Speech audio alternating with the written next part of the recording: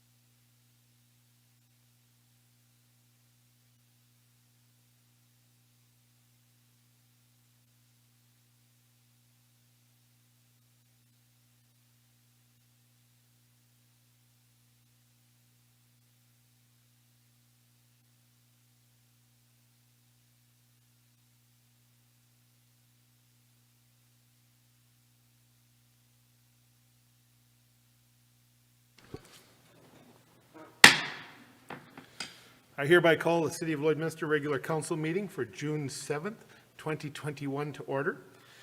Before we take the silent moment of personal reflection, I would like to share, as everyone is now well aware, last month the remains of 215 children, some as young as 3 years old, were discovered at a former residential school in Kamloops, BC, which closed in 1978. In a public message last week, I expressed our community's grief and acknowledged the sorrow felt by millions of Canadians across this great country.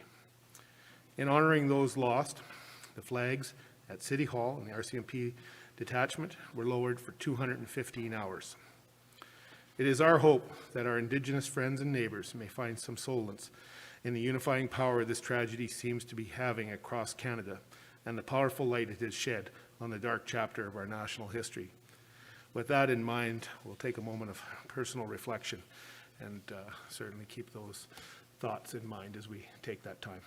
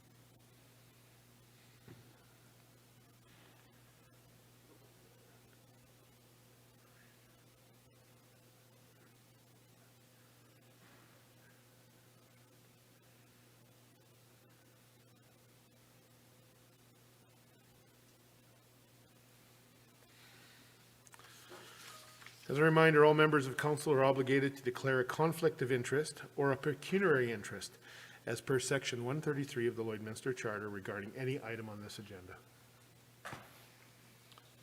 Not seeing any, I will move on to item number 2 and ask if there is any additions or deletions to this agenda presented. None noted. Moving on to item number 3, I will look for direction from council on the approval of the agenda presented. Councillor Buckingham. Thank you, Worship. I move that the agenda dated June 7th, 2021 be approved. Thank you. Seconder? Councillor Whiting, thank you very much. Is there any further discussion on the motion at hand? Not seeing any, I will call for the question. All in favor? Opposed? Carried. Thank you. Moving on to item number 4, the approval of the previous meeting minutes. I'll look for direction. Councillor Buckingham. Thank you, Worship. I move that the regular council minutes dated May 17th, 2021 be approved. Thank you. Look for a seconder. Councillor Fagnan, thank you very much.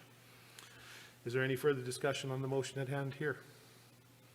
Not seeing any, I'll call for the question. All in favor? Opposed? Carried. Moving on to item number 5. Is there any business arising from the minutes that the council needs to deal with at this time? Not seeing any.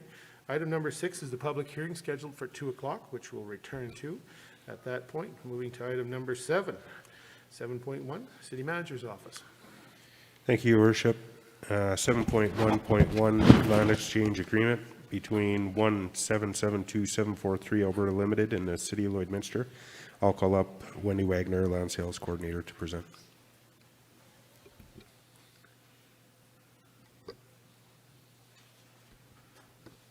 Good afternoon, Your Worship and Council. Good afternoon, Wendy. The item being brought forward today is that Council approve the City of Lloydminster entering into a land exchange agreement with developer company number 1772743 Alberta Limited, and that the subject lands will form part of a land exchange agreement. Including the lands for exchange are Lot 6, Block 2, Plan 1221428, identified as 8296 45th Street, attached to the map in Schedule A referencing the lands, and the city lands are Lot 51, Block 2, Plan 102194276, identified as 3101 41st Street, attached in Schedule B, identified by the map. The developer brought forward on April 8th, 2021 to administration a verbal proposal to develop the R5 high-density lot in Colonial. The land exchange agreement would facilitate the developer with their high-density development and in turn secure commercial lands for the City of Lloydminster. The term for completing the transactions are to be considered fair, reasonable, and reflective of market value and have been reviewed by our legal department.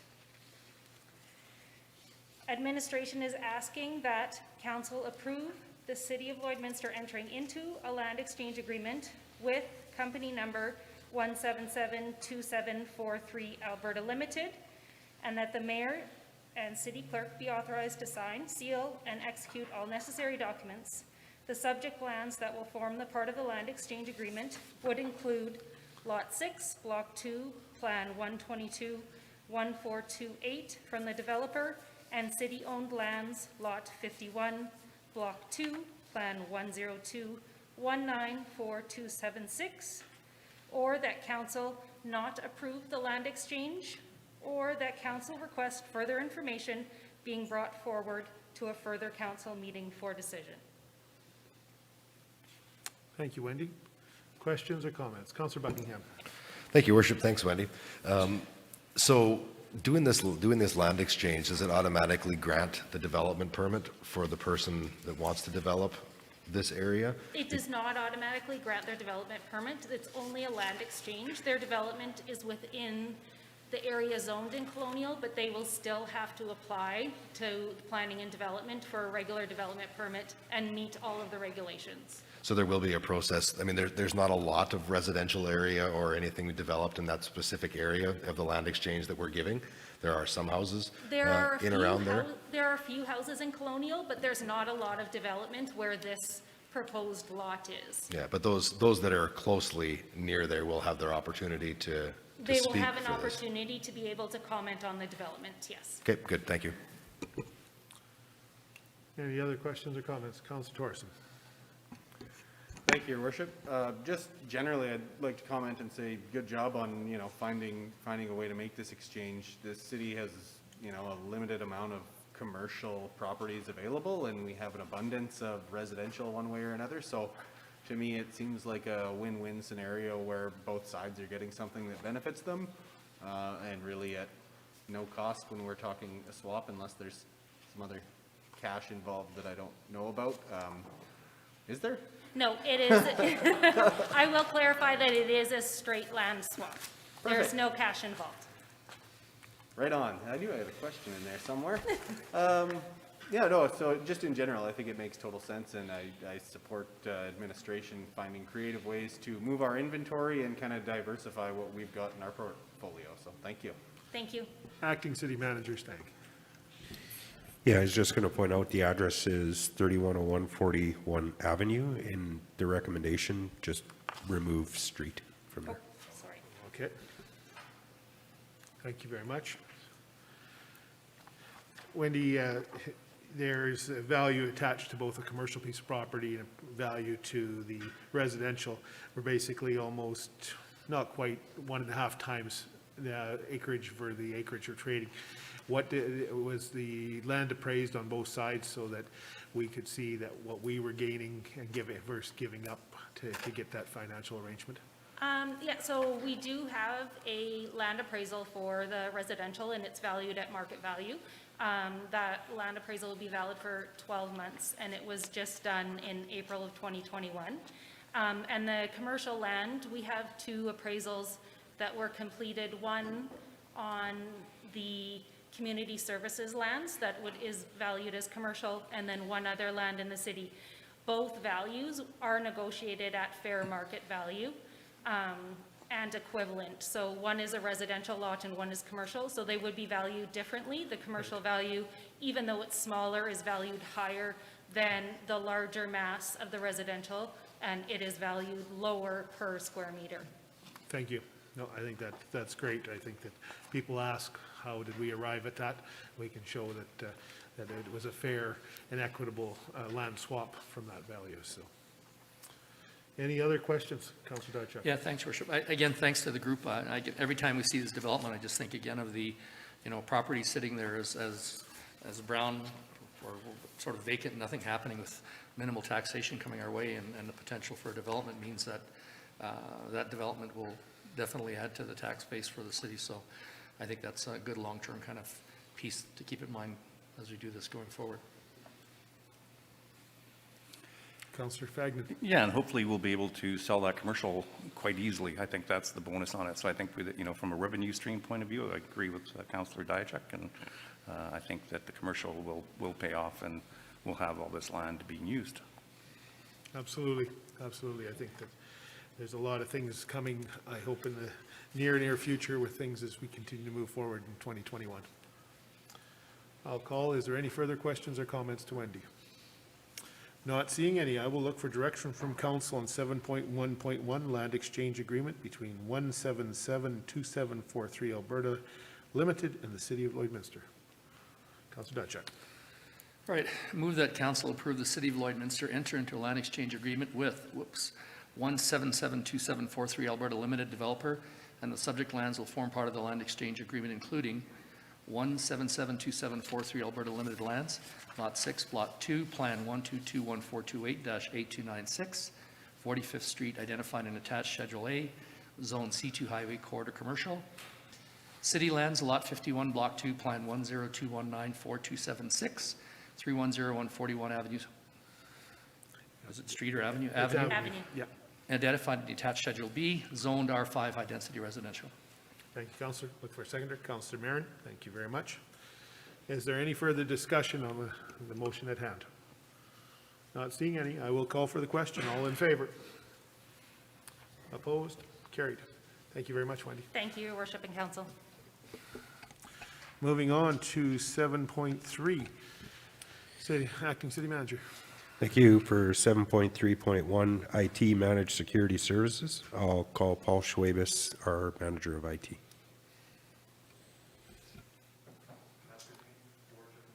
Good afternoon, Paul. That's better. Good afternoon, Your Worship and Council. Good afternoon. You got you there. The recommendation is that Council approve the use of AUMA Buying Group Program to secure services of Stratagem Inc. to provide managed security services for the City of Lloydminster for a 3-year term. In accordance with the procurement policy, the City can participate in buying groups such as AUMA up to a threshold. After the threshold, the City requires Council approval. Background: cybersecurity threat landscape has increased considerably since the onset of the pandemic, and administration continuously seeks to strengthen the city's IT environment security posture. By engaging with a third-party managed security services provider, the city will be on the forefront of having a better understanding of the risks, be prepared with increased cybersecurity defenses, and have an improved ability to recover and respond. AUMA has recently partnered with Stratagem Inc. to establish a partnership for managed security service products. This allows any AUMA member to leverage the economies of scale only AUMA can provide to its members for cost-effective security solutions. Stratagem offers cloud-based security as a service that provides comprehensive, holistic, and scalable solutions for managing security, performance, and compliance. And I just note that AUMA has been using these services from Stratagem for a little over the past year. Administration, upon Council's approval, would like to enter into a 3-year agreement with Stratagem Inc. to include services for endpoint detection and response, security awareness training, and incident response services. The options are that Council approve the use of AUMA Buying Group to secure services of Stratagem Inc. to provide managed security services for the City of Lloydminster for a 3-year term, or that you request further information be brought forward. Down to budget implications. So the managed security services is covered under the 2021 operating budget of Information Technology Department. I'll just expand a little bit on the budget. So in the spring adjustments, there was an additional $50,000 budgeted for cybersecurity. The value of this 3-year contract for the services is $155,520, plus a setup fee of $5,000. So by the time we have this implemented, if it goes forward, we'll have approximately 6 months of operational costs in 2021, which works out to around $26,000. That'll hit our operational budget for this contract. These services and a couple other activities around backups and remote access will all fit in that, in the existing budget that we have approved. We also did gather quotes and some information on 2 competing products to this offering, and price and service was comparable. So I'll pass it back to you, Your Worship, for any questions. Thank you, Paul. Any questions or comments? Councillor Buckingham. Thank you, Worship. Thanks, Paul. So just relative to where we are today, as to where we're going with this, where are we at today for this type of cybersecurity? So for these services, these 3 services, for the endpoint protection and response, we do have, that's really basically antivirus, the next generation antivirus. So we have antivirus in place. What these services give is it's a cloud-based antivirus, so it will better stay up to date if people are out of the office, working from home, etc. Plus, the larger thing is they provide that 24-hour monitoring and response to that cloud portal, whereas right now, we're in the office 8 to 5, Monday to Friday. So outside of those hours, we're lacking in the monitoring. The security awareness and training, that is a project that we had planned for this year, we had budgeted for. As with AUMA, that's part of their services, so we elected to go this way. That's kind of a baseline thing as well. It's like online-based training, videos, material awareness training, and then simulated phishing tests are what those things will have. And then the incident response is if we do have an incident, they'll help provide some forensics and guidance. So. Yes, if you get these phishing emails and so on and so forth that shut down your emails and hack into your financials and all this kind of stuff, as we've seen happen in other municipalities in the country, this puts us in a much better position than overall to add to that security. So the same kind of thing won't happen to us here. It's a pretty big upgrade, really, for your guys. Yeah, it certainly helps our defense quite a bit, and helps our response quite a bit. There are no guarantees that it's not going to happen, and so all we can do is increase our defense as best we can, and make sure we're prepared, and that's where the incident response, we'll need to work together with them to have our response plan, kind of detailed out should there be an incident. So of all the things out there, in your opinion, this gives us our best line of defense, knowing that nothing is guaranteed or 100% sure from what we could possibly have out there, financially, making a good, sound financial decision, and also being proactive in protection. This is in your opinion, our best move. Yes, this will give us a good baseline. Security is an ongoing thing, and if I look in the last year, how much things have evolved, and the new recommendations and stuff you should have in place. Like I mentioned, it's kind of up the game. So where will we be at this time next year? We need these baseline things in place, and then there's always, there's a few other projects, like I mentioned, backups and remote access that we're doing as well, but security needs to be a continual focus.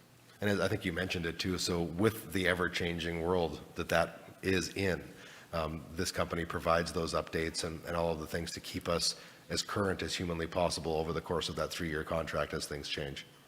Yes, they do, yeah. Good, thank you. Thank you, Councillor. Councillor Diachuk. Thanks, Paul. This is good stuff, and I guess a lot more questions for me, I guess, when I read it and that were unanswered, I guess, and I'm grateful we're at the spot where we're making these changes. So one of the things over the college is that everybody who has an email account goes through like a 6 or 8 step program around what phishing is and all those other pieces. Has that ever been considered as well? Because people look at it and see it as a normal email, end up giving away their email address, which then leads to the hack and someone's inside your system.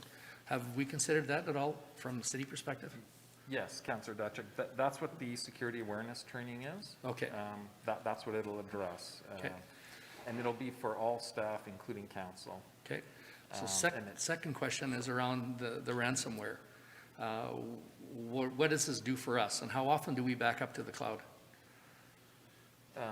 Backups are done daily. Okay. And then, yeah, your best defense against ransomware is good backups and Yeah. off-site backups. But things have changed in the last, I guess, year, whereas they used to just try and encrypt your files. Now from what you read, they seem to get into your environment and then they just kind of poke around until they can gather enough information and, get your backups as well. And so the other piece that we have going on is making some changes to our backups. Okay.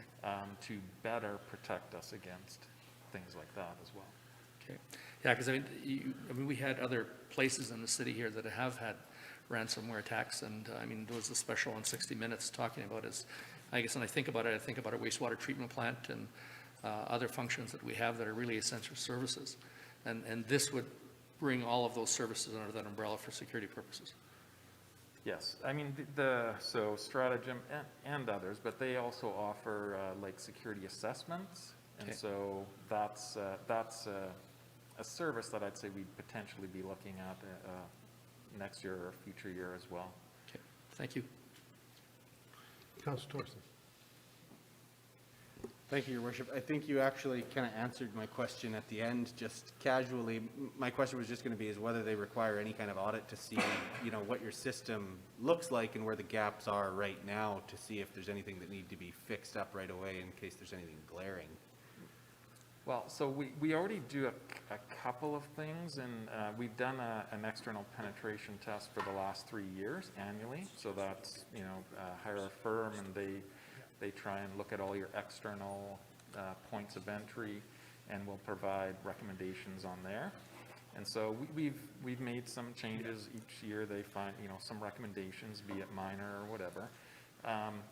The Public Safety Canada, in the fall of 2019, they had done more of a high-level assessment that was done for free, and there was a few recommendations out of that. But again, as I mentioned, this company and there's others, they will come in and do a security assessment, and so that may be a future thing. Okay. These are, I had mentioned before, these are pretty well like baseline things, I'll call them, we have antivirus, but having that cloud-based, that 24-hour monitoring, that response when we're not there, that kind of ups the game a lot there. Security awareness, again, that is something we were planning. It's a fairly standard thing nowadays to train people because awareness, your employees are your first defense, really. Right. Just a couple other questions that I had. I have a little bit of knowledge of these things from prior employment, but so we got the security as a service. Those generally come as annual, more or less, or monthly fees based on the number of users. So the number of machines dictates the cost. That is correct, yep. So then if there's any growth within the city or decrease, then that would change on an annual basis. The question really becomes is how much do we have to buy of actual goods that's proprietary that will belong to them? Just in case, you decide you're not happy with your service at some point, do we have to buy stuff as well that would be proprietary to them? No, in this case, there's no goods. It's, they use like Fortinet, for example. They use some software for the endpoint protection, and they use a different piece of software for the security awareness. And so it's really kind of subscribing to those services, and they're putting some of their services on top of that and delivering. Yeah, I was just, thinking about black boxes and things like that as far as, backups and things go, Right. which Yeah, I only kind of know what that means. Okay. Yeah, there's no goods. It's really essentially Okay. services out of this, yeah. No, fair enough. From everything that we've been shown, And everything that we know is that, you know, this is as much, you know, you want your system to work properly and everything, but it's as much an insurance policy than it is anything else. And the results, I guess, if things go sour, are pretty awful. Like even, you know, one of the more recent, like, big news ones was that pipeline in eastern U.S. That shut down fuel in several of the most populated states from just somebody being able to get there and poke around and eventually, you know, hold everyone ransom or hold ransom for, you know, access back into their own system. So I appreciate that this is something important that we need to do, and that at the end of the day, you know, the way we got there as far as AUMA, it's great to use those programs where they exist, where a service we can get, you know, get it for cheap, because even a lot of the managed services aren't necessarily managed locally either way. Anyway, no, I think it's a good plan just to carry forward, and a good proposal. Thank you. Councillor Diachak. Yeah, thanks. One last question I forgot to ask, and I guess, what's their track record like? Do we have any information from other municipalities that potentially have been, or have been using this firm, and examples of where they've thwarted attacks or people trying to hack into them? So AUMA themselves used these services for a little over a year, so that was, you know, that's one reassurance, I guess. And they did provide a couple other references, not necessarily municipalities, but government agencies. And so I talked, you know, had some discussions with them, checked out their references as well. As far as AUMA and Stratagem rolling this out to their municipal members, they're just at the infancy of that, like at the beginning of that. Okay. So there's not a lot of other municipalities currently using this offering, but it's, you know, AUMA used it for the last year and a bit, and now they're kind of just, they've put it together as a product offering, basically through AUMA, but the services are delivered by Stratagem. And I believe Stratagem's been around, I want to say like 8-10 years, somewhere there. So it's not, you know, like not 1 or 2 years. Thank you. Councillor Merritt. Thank you, Your Worship. Paul, thanks for answering the questions that I had about the cost, because I read this and I thought, gee, I wonder how much this costs. I was really curious about that. The other question I have is around, is there a cost savings with AUMA? Like if we go through them, because you said like similar products were with similar pricing, the other two that you had investigated.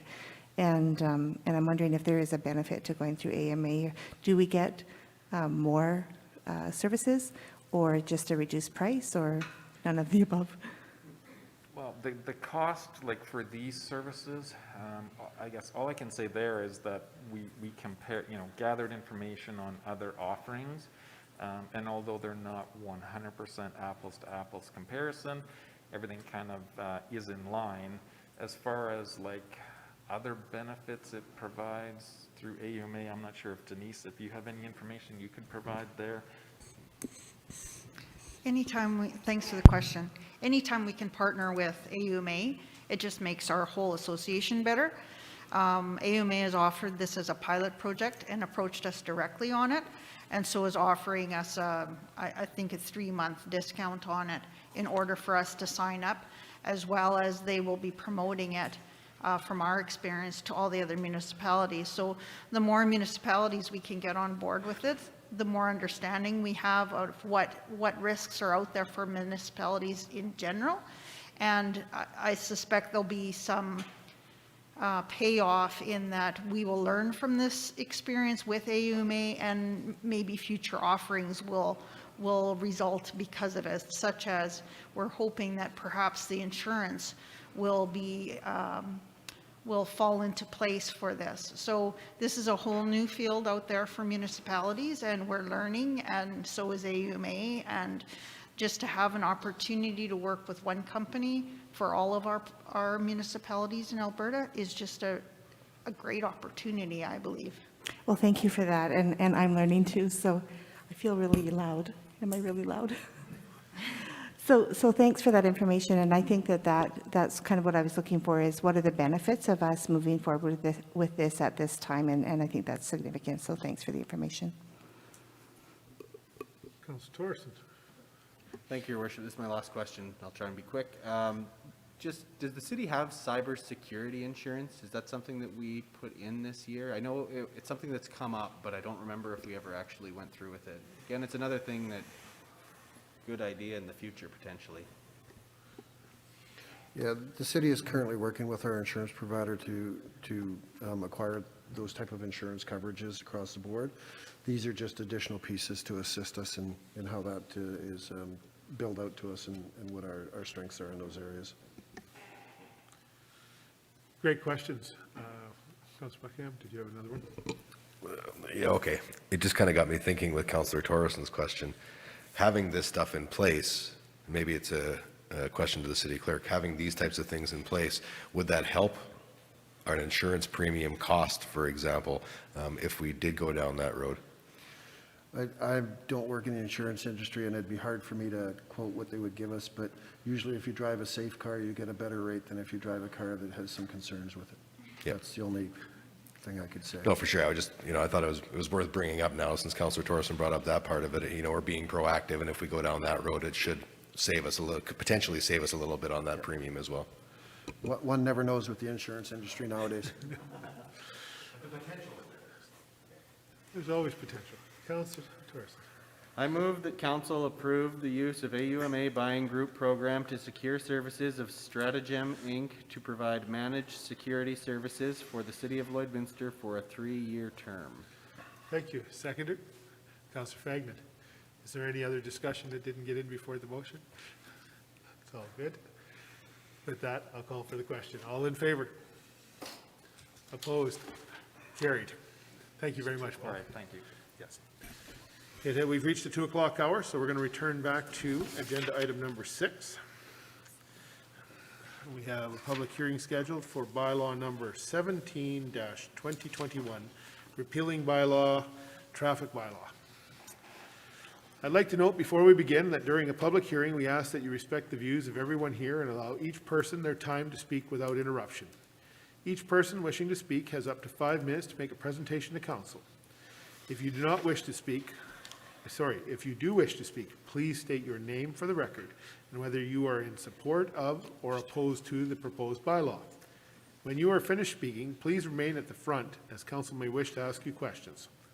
All discussions of council members, city staff, and delegations shall be directed to the chairperson.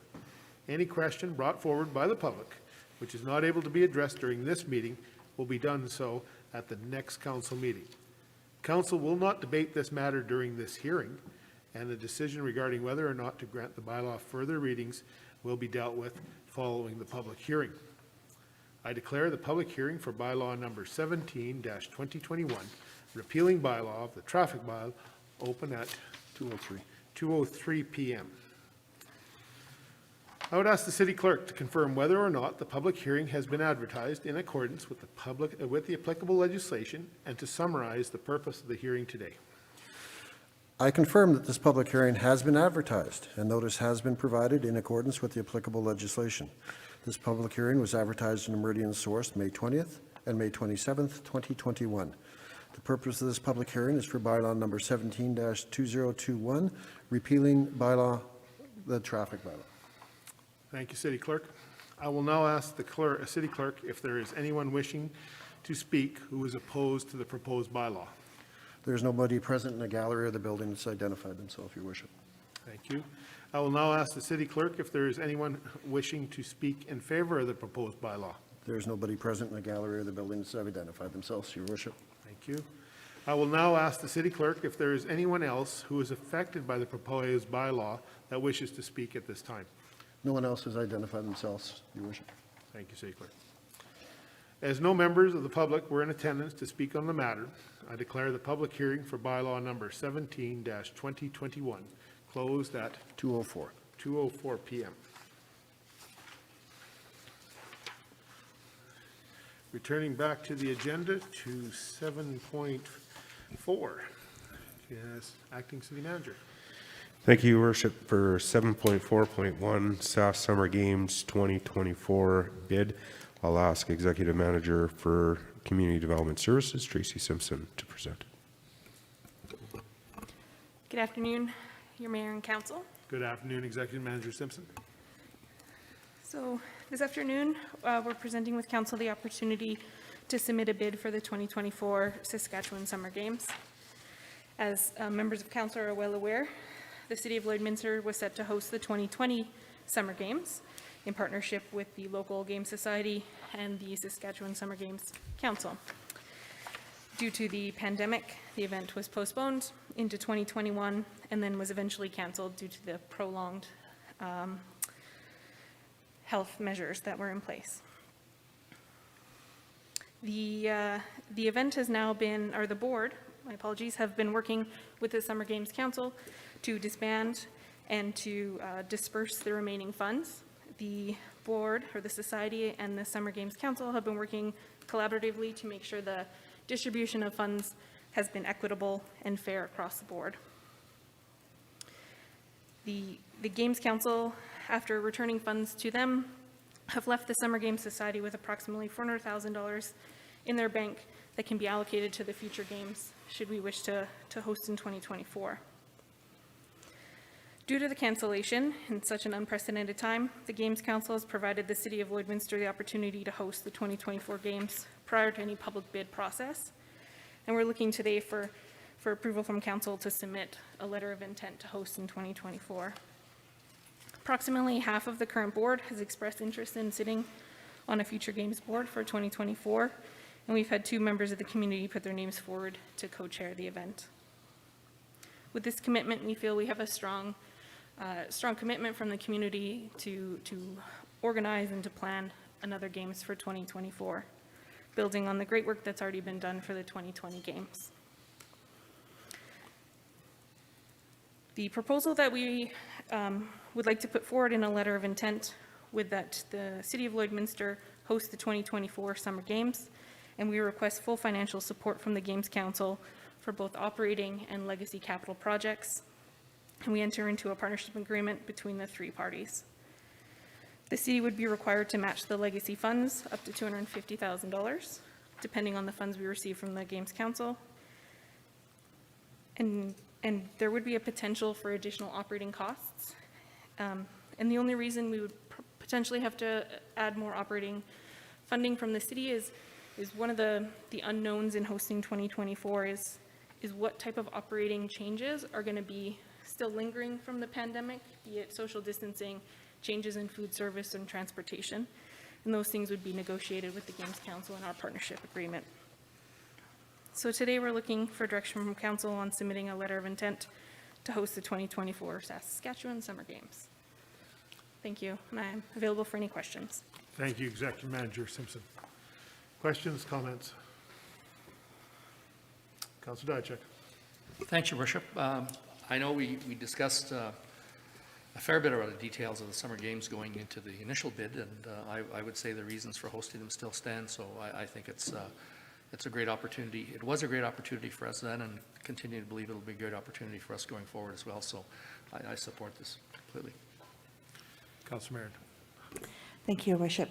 So I certainly do support this as well, and I know that the Summer Games has been a great experience for lots of young people in this community. I did have a couple of questions. I just want to confirm the reserve funds are already in place. Is it already funded, the reserve for this? So the $400,000 that's remaining, that remains with the Game Society, and that would be, the city would then allow them to keep that money to kind of spur their funding for 2024. In terms of legacy funding or for capital projects, we did put some funding from our surplus this year into a reserve for special events, which could be pulled to match the $250,000. Yes, so Okay. both of those are in reserves. And I wasn't on council for this last discussion around Summer Games for 2020, but did we do some legacy, like did we build some venues or benefit from some of that already? Absolutely, yeah. So I believe the city and the Game Society spent just upwards or just over $500,000 in capital projects. I'm not 100% sure what they were, but acting city manager would be able to speak more about what those projects were. Yeah, thank you, Executive Manager. One of the big projects was the Hospital Diamonds, the transformation from a slow pitch to Bantam Diamond there was a really large project. I think that was in the excess of 250,000. And then there was other improvements such as the track at the Lloyd Comprehensive High School was resurfaced, and some other smaller projects, but essentially that full capital plan was spent for the 2020 games. And what executive managers working with the council on is to have more funding for additional projects that may come up between now and 2024. Right, and those projects benefit our community for many years to come, so I think that's a good investment. The other thing is the economic spin-off from summer games has been pretty significant for other communities in the past, and when we've hosted them as well for our community. It might look different depending on, can parents and aunts and uncles and grandparents travel to Lloydminster, but certainly we would benefit in the long run from this as well, so I would support it. Thank you. Councillor Thorson. Thank you, Your Worship. Yeah, having the ability to showcase our community again to the, the whole of the province of Saskatchewan, as we did quite a few years ago now, and too bad we didn't get to do it in 2020, but, having the opportunity to do it again and to kind of show what makes Lloydminster great and the outdoors and our facilities, I think is a big win for the community, as well as, all the economic spin-offs as what's been discussed. The only question I have is just as far as what was spent. So did we get any matching for what we did from the Games Council, or did we not, because we didn't host the event, we weren't able to get any kind of grant from the canceled event? Yeah, so the Games Council provided both an operating funding as well as what they call legacy funding, which is for the capital projects.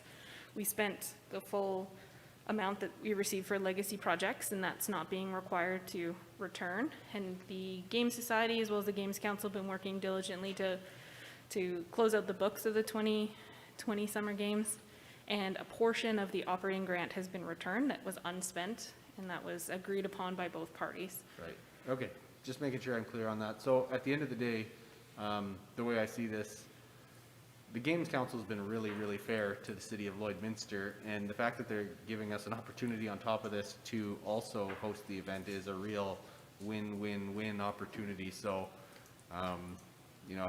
we would be crazy not to go with it. So, thank you. And thanks to the Games Committee that is continuing to pursue this to try and make it happen at some point. The people who are behind that, you see them grinding away right up until the last minute, even here in 2021, to see if we could still host, and putting a tremendous amount of effort into it. I think we should all be proud of those people in our community who keep pushing to make these things happen. Thank you. Well said, Councillor. I think that there's no question the commitment from our volunteers on the committee, as well as people that were stepping up to volunteer, the economic benefits of hosting the summer games, the opportunity to highlight the community, and certainly 2024 gives us time to build some momentum as we come out in the recovery of the pandemic. And it's very exciting. I think that it would be a great initiative for our city, again, to showcase ourselves to the province of Saskatchewan, as well as the province of Alberta, even though it is the Saskatchewan Summer Games. We have people coming through from both sides. So I certainly would support it and encourage council to send a very clear message to the Saskatchewan Summer Games Committee, or the Games Committee of Saskatchewan, that we are interested, and I think our community stands behind that. So, Councillor Marin? I'd be happy to make that motion. I would be glad to accept it. Please go That ahead. council direct administration to submit a letter of intent to host the 2024 Saskatchewan Summer Games in Lloydminster. Thank you. Seconder, Councillor Whiting, thank you very much. Is there any further discussion? Not seeing any, I'll call for the question. All in favor? Opposed? Carried. Thank you very much. Moving on to 7.4.2, Acting City Manager. Thank you, Your Worship. For 7.4.2, Russ Robertson Arena RealIce installation funding request, I'll call upon Kevin Liddell, Manager of Arenas.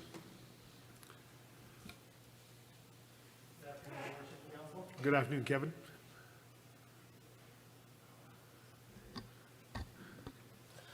So I'm here for Russ Robertson Arena RealIce installation funding request. Recommendation that council approve the addition of a RealIce installation capital project to the Russ Robertson Arena for 2021. That council approve the allocation of $9,220 from the Recreation Capital Reserve to cover the city's portion of the RealIce installation project. Council is required to approve the addition of capital projects and funding through capital reserves that are outside the approved 2021 budget. Administration was notified the potential funding opportunity of this grant for 2021 after the budget was already approved. The grant program has limited funds and is on a first-come, first-served basis. To be considered for the grant this year, Council is required to approve the new capital project. In early 2021, administration was advised of a grant funding opportunity made available through the Municipal Climate Change Action Center, Recreation Conservation Program for a RealIce de-aerator system. The grant authority, collaborative initiative with the Alberta Urban Municipalities Association, Rural Municipalities of Alberta, and the Government of Canada. MCCAC delivers funding, technical assistance, and education to help Alberta municipalities, school authorities, and community-related organizations advance actions that lower energy costs, reduce greenhouse gas emissions, and improve climate resilience. Administration has researched the viability of utilizing the RealIce de-aerator system, which allows for the flooding of arena ice with cold water instead of hot. This will assist with making the task of filling the flood tank safer by using cold water rather than water heated to 170 degrees Fahrenheit, and will help reduce utilities cost while not interfering with the quality of ice. The RealIce de-aerator system uses a simple design that forces the water into a vortex to remove excess air from the water, which allows it to freeze faster and harder than regular cold water. The system aligns with the grant requirements. Administration determined that the Russ Robertson Arena would be a good fit for the de-aerator system. The cost of the RealIce de-aerator system project is $34,880. The grant will cover 75%, $25,660, and the remaining 25% of $9,220 be funded through the Recreation and Cultural Reserve account. The potential operating cost savings for the RealIce de-aerator system will be an average of $3,500 a year, making the city's investment recoverable within 3 years. Options, council approve all motions as indicated in a recommendation above. Option 2, council does not approve all motions as indicated in a recommendation above. Option 3, council requests further information, and the item be brought forward to a future council meeting. Strategic alignment. This item is in alignment with the following strategic area: sustainable fiscal strategy. The RealIce de-aerator system will reduce utility costs for the Russ Robertson Arena. And for the funding, the MCCA grant will cover $25,660. City funds would be $9,220. Any questions? Thank you, Kevin. Any questions or comments? Councillor Buckingham, and then I'll get Councillor Dutchek. Thank you, Your Worship. Thanks, Kevin. Just a quick question on the financial piece. So if we're looking to, have a payback of X amount of years, would it not be, and you guys have done your research, I just wanted to know a little bit more about it. Is it cost prohibitive to put this in the Service Sports Center where there's ice 12 months of the year, where we might actually see even more operational savings as opposed to the Russ Robertson where there's ice from October to March? Yeah, we wanted to do this as a test trial first, so we figured we'd do it in the Russ because it was smaller users and whatnot, and is a more controlled environment. If we found that it was great quality ice as well as good savings, that we would apply for the grant moving forward for the Service Sports Center. Yeah, it makes sense if you're going to test it out on something, not have your, one of your busiest facilities have a major failure. But if it does work, it would certainly be something that would be beneficial to put in the place where we have ice 12 months of the year if it works well. Yeah. Councillor Dutchek. Yeah, thanks, Your Worship. Thanks, Kevin. I like the idea, I guess. How many other people are using this at this time? We've contacted multiple communities that have been using it over the past couple of years, but trying to get their information on how much savings that they've had has been unreliable, but they have said that the quality of ice has been great, so. Okay. Yeah, 'cause the other piece, I think, His Worship and City Manager were part of a meeting last Thursday with an Economic Recovery Task Force, and one of the questions they asked us is, what are you doing for sustainability and environmental pieces that are going forward? And I was just thinking this is an example here where we're saving money and energy, and we have the ATCO lights now that are saving us money, and I was just thinking this maybe from a city perspective, having a spot on our website that would highlight all the projects that are actually environmentally positive, that are saving not only energy, but dollars and cents for the taxpayers. This being one, it would be a great place, because I know that's an area of a greater priority for our ratepayers and the community overall. But this would be one to, you know, again, say, here's what we're trying to do, here's what we're trying to do for environment. So that's probably more for the guy way in the back in the corner there, Leo, but certainly I'm excited about the opportunity to pursue this. Councillor Thorson. Thank you, Your Worship. And just given that that administration's asking for the 9,200 means this is very much subject to approval of the grant. So if we don't get the grant, we probably don't do the project this year, but it's probably something moving forward you're going to look at trying to get into a future budget, would be my perception. Getting some head nods. Yes. Perfect. I can certainly comment about, I've been in consultation with Executive Manager Simpson about this several times. I get a regular email from RealIce, and there's examples across the prairies in particular they've been sharing of rinks that have made the switch. And certainly it makes sense to be able to put cold ice or cold water onto the ice and get it to freeze faster, rather than send somebody out to slurp it up after their in between periods and go from there. And I think that's the technology has come a long ways. I think that's what they're selling. So it's a great improvement to be able to lower costs. Councillor Badger. So just as you said that, I guess the next question I had is, can we still use our same old Zambonis, or is that, do we have to change our technologies there? No, we can still use the same machines. Okay. Yeah. Councillor Buckingham. Thank you, Worship. So when is this grant, when are we going to know if we actually get the grant? You have council, if you get council approval today to move forward with the opportunity, what's the window of finding out if we actually receive that 75%? It should be within the next couple of days. We're just waiting for approval, and then we'll hit send on the grant and find out right away. So really quick turnaround. Yeah. Good, thank you. Yeah, the funds are available. I shared with Executive Manager Simpson that I believe it was High Prairie received their grant approval already. So it's indicated in the package, the sooner this gets through council, the sooner they can apply for it, and the sooner we have a better chance of getting eligible, because there's a set amount of dollars. I don't know the exact number of dollars that have been set aside through the Climate Change Initiative. Councillor? Thank you, Worship. I'd be willing to make the motion with a question, caveat, that's there. As the motion reads, it's that council approve the capital project for 2021. Should that not have pending grant approval? I'll look to the city clerk for some direction on that. I would say the motion is probably acceptable the way it is, because if you don't receive the grant, then you won't proceed. Okay. There won't be enough money. Yep, no, just thought I would check, because it could be read that it's going ahead regardless if you just read the way it was there, so. They'll run out of money before they get to the end, I'm afraid, so. Yeah.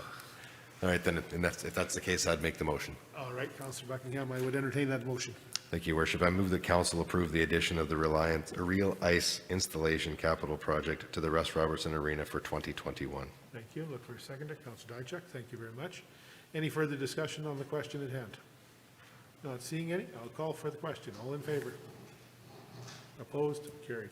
Councillor Buckingham, if you would. Thank you, Worship. I move that council approve the allocation of $9,220 from the Recreation and Cultural Capital Reserve 1-700-740-35170 to cover the city's portion of the RealIce installation project. Thank you. Seconder. Councillor Diachak, thank you very much. Is there any further discussion on the motion at hand? Not seeing any, I'll call for the question. All in favor?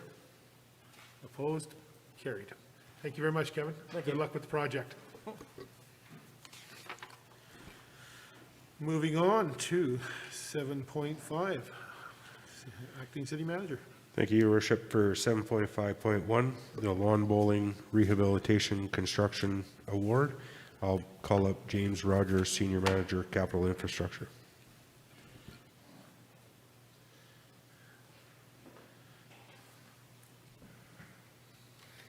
Good afternoon, Mayor and Council. Can you hear me okay? Yes, we can. Good afternoon, James.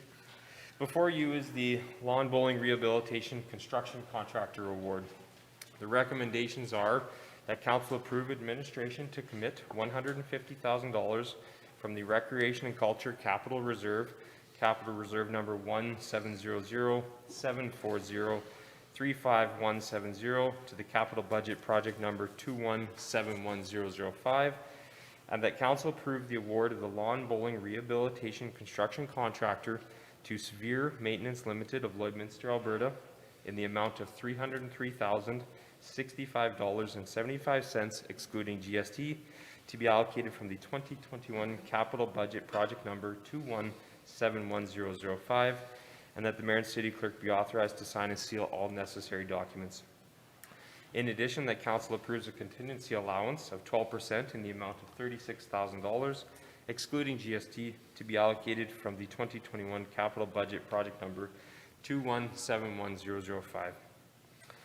The current lawn bowling greens located at the Bud Miller All Seasons Park are not utilized to their capacity and are planned to be converted to pickleball and basketball courts for public use. The existing lawn bowling greens are located within a fenced compound at the Bud Miller All Seasons Park. Due to underutilization of the current facility, Parks and Green Spaces are seeking to revitalize this compound and convert its playing surface into pickleball and basketball courts, as a need to expand on the provision of these services to residents was identified. A bid document was prepared by Engineering Services in conjunction with Parks and Green Spaces and was issued to the City of Lloydminster's pre-qualified surface works contractors on May 7th, 2021. The tender period closed on May 25th, 2021, with 2 bids being received and reviewed for completeness. The original capital budget of $200,000 was based on information provided in 2020 during the budgeting process through a local contractor. It is postulated by administration and engineering services that due to the location of the project site within the Bud Miller All Seasons Park and of the site-specific intricacies of accessing the site with bulk materials, including granular and asphalt materials, an increase in unit rates was identified, which may have not been included in the original budget quotation. It should be noted that the contractor who submitted the budget quotation did not submit during this tender call. With that, I'll turn it back over to Mayor and Council for any questions you may have. Thanks, James. Councillor Whiting. Thank you, Your Worship. Thank you, James. I'm a big fan, well, haven't played it yet, but I'm excited for pickleball to be more prevalent in our community. I think it's great for those that do enjoy it. We've heard great feedback from residents already. Seeing this and knowing that that area is maybe challenging for construction, given its, getting past the park and all that, is this the best space for pickleball? Knowing that the lawn bowling needs to go away, it's not being utilized, and could it be converted to something just removed, maybe not having a court there, but having a court somewhere else that's easier access, that seniors could maybe access a little bit better?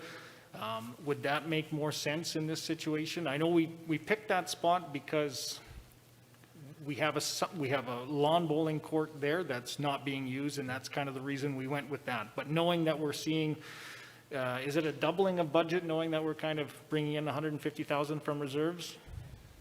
Not quite a doubling of the budget, not but quite. very, very close, yes. But what would be the financial implications if we took a look at maybe a different site, I don't know where, but I just fear that we're using that space only because it was something that isn't being used, I guess is what I'm trying to say, so. Yeah, no, great question, Councillor Whiting. So I'll call up Blake Nielsen to speak on why we chose that site, but I can't speak on, what we could see for pricing differences if the site was much more accessible. We would obviously see the prices go down marginally, I would suspect, because we do have contractors that are still quite hungry for work. So we did see an increase, but I don't think we would see a decrease if we changed our site to a point where we would be within the budget that we've allotted. With that, I'll call Blake to comment on the location.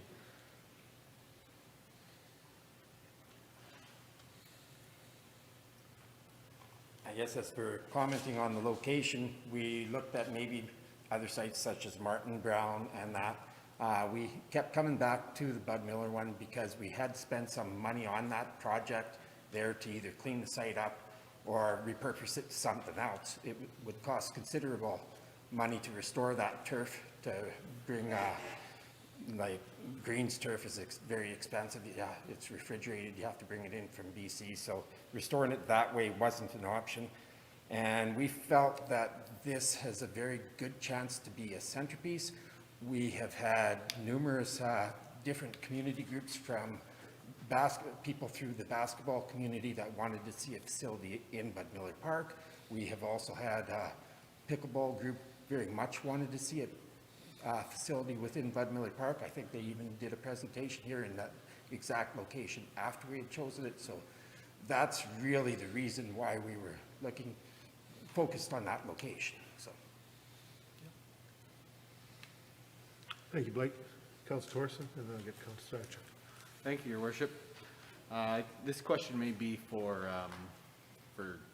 James, but I'm just curious on the unit prices thing. So this year you've got X number of contractors and they're all still really hungry, I understand that, but there's more kind of infrastructure money out there than maybe ever before. So everyone's busy. Do you think that that had an effect on the raising prices as far as the cost of this project? Because unit prices is mentioned in there. So are the unit prices higher because everyone's a bit busier so they can afford to do that? Thank you for your question. I believe that the unit price increase, and I'm just postulating on that, comparing unit rates for granular thickness asphalt pavement to our street improvement, our water sewer program, past years programs, and I have seen an increase.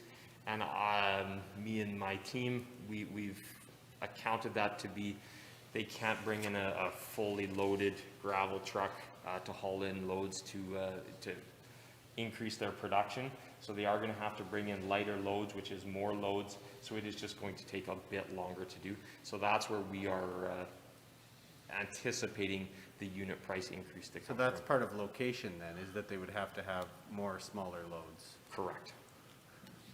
So then if the unit, so the price would be marginally higher because of location for things like that, but there's no change in unit prices that's significant as far as the materials that need to go in there. My concern is this maybe better suited as a 2022 project if prices are at an all-time high? You know, like the cost of lumber type of issue would be right now. Would it make sense to hold if we're paying double what we thought it would cost last year? Yeah, I'll take a shot at that. My best guess is the unit rates aren't the issue here. It's the location, which, you know, the location has been talked about in the past and discussed, and the lawn bowling needs to be remediated one way or another. It needs to come out, needs work done to it. So my response to you would be, I don't think it's a unit rate that's increasing the budget. My personal belief is it was an under budget at 2021 budget time with consultation with a contractor that never bid on the work. And then the complexities of the project increased the amount of funds required in order to do that. So lighter loads, potential rig matting, I think you guys have in place. So I should have asked those my types of question things, so. the way I wrote it down, which was, is this a budget issue, a unit price issue, or a location issue? And what we're saying is it's a budget issue. Whether it's this year, whether it's next year, at any point, it will cost more than the $200,000 we thought that it would be to do that project. I would say absolutely, yes. Which changes my thought process. Yeah, it's a tough one because at the end of the day, throwing an extra 150 on this, I get that you can find it in a reserve somewhere, but it becomes that issue of 350,000 now for the pickleball courts rather than 200. Like it's a big, it changes your mindset of where you were when you approved the initial budget. If you knew it was 350,000, that may have been, well, we can't do that all in 1 year, or we shouldn't do it all right away, or we should think about best location. Is there alternative materials? Is there some other decision point you can get to that it's not $350,000 for that facility? So I don't know the answer, other than I'm not a big fan of moving it that much in these times. That's all. Thank you. Councilor Satcher. Thanks, Worship. So two questions. One, I guess, is that if we are paying a higher price for having them bring smaller loads in, and I'm assuming that they'll be accountable for ensuring that the condition of the pathways and roads and everything will be exactly as they are now. So what we see now in terms of conditions of the pathways will look exactly like that after they're done the construction. Absolutely. And so if they do any damage, they're accountable for it. Correct. We have put that condition on our construction contractor, so we will be coming from the, we will be accessing Bud Miller through the residential neighborhood to the north of the park, and then we will be using an existing haul road that was cut through the trees to get to the lake. So we are really limiting the amount of time the contractor is on the existing walking trails or the sidewalks. Where they do cross the existing hard surface infrastructure, it must be rig matted or protected with some means so that we don't start impacting everything else around us and our scope expanded. So we are looking to really protect what's there. Yeah, I just want to make sure they don't have it both ways, that we do the cleanup and we pay the extra cost kind of thing. If we have to do the extra mile to pay the extra to ensure that they do that, then they're accountable for that piece. The other piece as well, I think it would be nice to, from a public perspective, and there's a vocal pickleball group that has been talking to me and asking me to paint lines on the tennis courts and anywhere else so they could do it immediately. And the answer's been no, and this is going to proceed. But I think it would have been nice to have as part of this package what the orientation of the pickleball courts are, the basketball courts, how many we'd have, that sort of thing as well. Okay. And I haven't seen anything at this point to say we have 1, 2, 3 pickleball and how many basketball courts we have. So do you have the answer to that? I can give you a verbal response for that. Okay. So right now, the current orientation is, if you're looking west towards the old lawn bowling green facility, the building that's there. So on the north side, we are turning that all into pickleball courts. We will have 4 pickleball courts that will be orientated north-south. We are going to split that surface, the old lawn bowling surface, in half. So the north half will be the pickleball, south half will be the basketball courts. We are going to have 2 painted basketball courts, north-south, and then we are also going to have infrastructure at the east and west ends so that we do have a full-size basketball court out there as well. So 2 small basketball courts, 1 big basketball courts, 4 pickleball courts is what we will do. It's a lot. Yes. I've got Councillor Whiting and Yeah. Councillor McNeil. Yeah, thank you. And I think the last thing that Councillor Diachok said is it's a lot. And in my mind, that also coincides with the amount of people getting congested into that one area with the playground there, with the spray park right there, with the blocking pass and all that sort of stuff. And I'm still going back in my mind to the location. And I like the idea that it is there, but I also like the idea of exploring options as well. And I know that like the pickleball people, probably saw that space and thought, hey, we could easily, it's flat already. We can convert it to some pickleball courts. It's kind of in the middle of the park, and maybe that's a good thing. But I would like to see, what is a rate to build either a tennis courts or basketball courts or pickleball courts in just another area? What does that baseline look like? And then we know how much more expensive this spot is being for basketball, pickleball. I think there's options there that could be, there could be more garden, there could be more green space or something like that. People wanting to relax on just open lawn. I don't know what that looks like, but I'm just, I don't know, because we budgeted, I suppose, so low, and maybe that was just, that's the mistake that we made, and now I guess I would like to know, what is our baseline for creating something elsewhere? I'll turn to Blake if I answered this incorrectly, but I believe the tennis courts that were completed a few years ago, the expansion costed approximately $250,000. And that sizes would be roughly comparable to what we are building right now. Yeah. And that was through a grant. That was through a grant as well. Your Worship, I'd like to call Blake up to speak to grant funding potential we have for this project as well, just so there's a good understanding of what we've applied for. Certainly appreciate that, Acting Manager.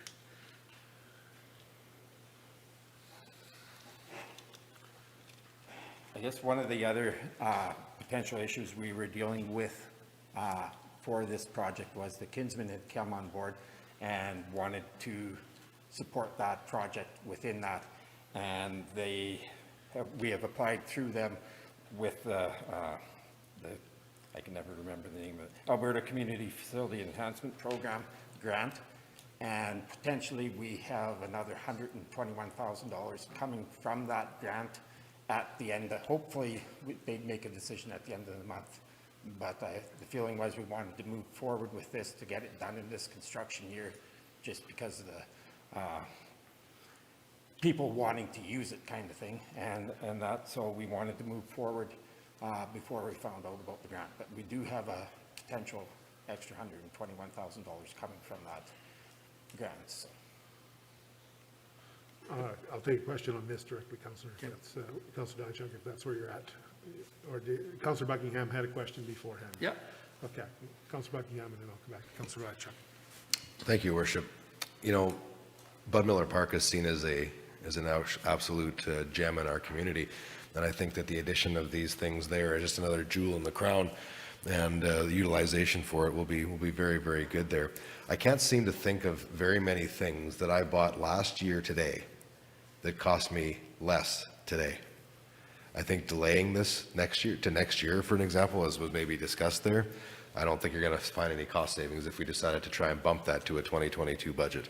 So, you know, I'm completely in favor of going forward with this, and I think it'll be a wonderful addition to that particular area. And we've heard from the community, I've heard from both the basketball community and the pickleball community that the need is there for this, and I think it just enhances Bud Miller Park even more. So I think it's a win-win for everybody, and like I say, I just can't think in any way that this will be cheaper if we move it down the line. Acting City Manager. Yeah, thank you. My executive assistant, Dorothy, provided some information. So in 2017, we approved the tennis court expansion at $273,000. 273, okay, thank you. Councillor Diachuk. Yeah, thanks, Russ. So a couple of comments. One is that I agree. I mean, there's not much you can buy today that was cheaper last year or 2 years ago, for that matter. And there is a demand and an active group, and I think that anytime we can provide access to people getting out there, and I think the user group tends to have a bit of snow on the roof like I do, and to have that opportunity for them to participate actively in the community is important from just so many perspectives that benefit them in terms of longevity, life, health, overall, et cetera. The only concern, and I'll raise it from the context of what I know that Councillor Baker used to talk about, and is that while Bud Miller is our jewel in the crown with all the droppings from the dogs, which I still am concerned about, but I really want to make sure that as we look at this at the park, the pressures that increase on the park because of the added experiential potential that exists there. I don't think we're spending enough on the park now as I look at the different pathways that are deteriorating. I know we have money in a budget this year to deal with the south side of the Bud Miller Lake, but there are other paths that certainly have had some upgrading, but many of the paths that have pavement are splitting and cracking and are a risk for people that have difficulties mobilization or mobile issues, walking with a cane or whatever, and that's a concern that I think needs to be addressed. But from a bigger city perspective, I guess, is that how are we ensuring that these recreation activities are available to people in their backyards as opposed to having to drive to Bud Miller? You want to be able as a family take your kids across the street or have them walk, see them visually, and do it with proximity. And so a couple of things around that. One is, you know, a longer range plan, and I know we have some plans in place around parks, but I think we probably need to become more aware of what that looks like going down the road. And secondarily, I guess from a Bud Miller perspective, how much of that property do we want to take over for use for recreational activities? How much do you want to maintain as a balance for, you know, forests, trees, walking paths, et cetera, et cetera? And I think that's something that we should be looking at, perhaps not this year, but within a year or so within our mandate to make sure all that's in place and then be able to support it and the way to keep it looking like that jewel. So it's not a comment on this today. I'm just saying that in a broader context, because I know there are a lot of wonderful things that are happening, and I think this is a great one here. But from our perspective, I guess the City Council, we have a role to play around ensuring that there's a plan and there's a budget to support it so that you can make the upgrades and you can make sure that the park is in fact the condition that we want it to be. Yeah, I'll just comment to that, Your Worship. Within our new strategic plan, we have 2 items that are coming out of there. One of them is Bud Miller Park area master plan, so a review of that master plan. I think that's Q4 2023. And then we also have another item on there, the Parks and Green Space master plan. So looking at all the other, looking at all the other parks within the city. So that master plan is slotted to be completed by Q4 2024. I got Councillor Torrson, and then Councillor Buckingham. Yeah, thank you, Your Worship. I appreciate you mentioning the grant options. There's just a question I had is whether or not those grants would still potentially be available if it's still at another location. So would it really make a difference if it was still in Bud Miller Park? Because I'm just looking at this holistically, that if we want to get pickleball to the community, and it's an extra $150,000 for this particular project, some of which being a budget issue, some of which being a unit cost issue, some of which being location. I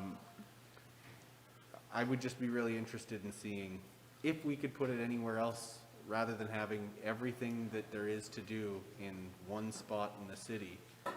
You know, it's a pretty decent sized city and a very big park, but could you put pickleball anywhere else in the city? I know we still have the lawn bowling issue to deal with, and that's a different can that you'd be kicking down the road, but the question is, could you still put the grant towards that project if it was anywhere else?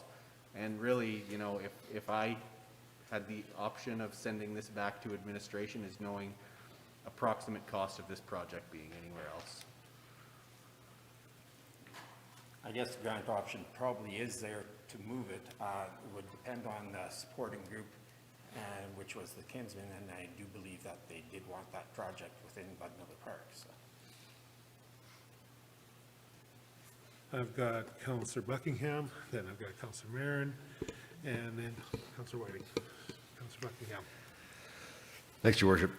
I know you mentioned the research that had been put into potential places in the city. Is there any way you can expand on that at all? Because I can appreciate the fact you guys have done the work to come up to this point. I mean, that's what you guys do. You bring recommendations to council that you think are the best possible option. And you did say that there were other options that you looked at. Could you expand on that? The other option we had talked about, and we didn't really even finalize a location on it, was the Martin Brownsville School site. That was the other option we were looking at. And realistically, we just looked at it to see if the pricing was going to change much, and we didn't feel that at the time on the initial budget it was going to change a whole lot. In hindsight, yes, it probably would have saved at least $50,000 going that direction, I think, but that's not a definite. So. Yeah, you know, and I share the concern a little bit about the overdevelopment of Bud Miller Park. You know, I think this is one of the last things that we need to do over there if we do that. And, you know, I think there is definitely some merit in future projects being on the easterly side of the city, because there isn't a lot on that side. So, you know, I still agree that this is a great place for this and it'll be good, but I think anything going forward when we're looking at projects, I think we definitely need to develop something on the east side of town, to give people more options. It's an awful, and I say it somewhat selfishly because I watched my neighborhood where I live on the east side of town have to go all the way across town to access the better part of the bigger facilities, right? So we've got great walking trails and everything else over where I live on the east side, but there's not a lot of facilities. So, but I still agree that this is a great place for this. Thanks, Councillor. Councillor Marin. Thank you, Your Worship. So I had one question that turned into 5 while we were talking. And my first question was the public safety funds from Photo Radar. What I wasn't clear on is what are those funds approved for use? Like, can we use them for anything, or the Photo Radar funds, are they for something specific? And I'm assuming because you have it here that we can use it for this purpose. I'll maybe ask that go to City Clerk.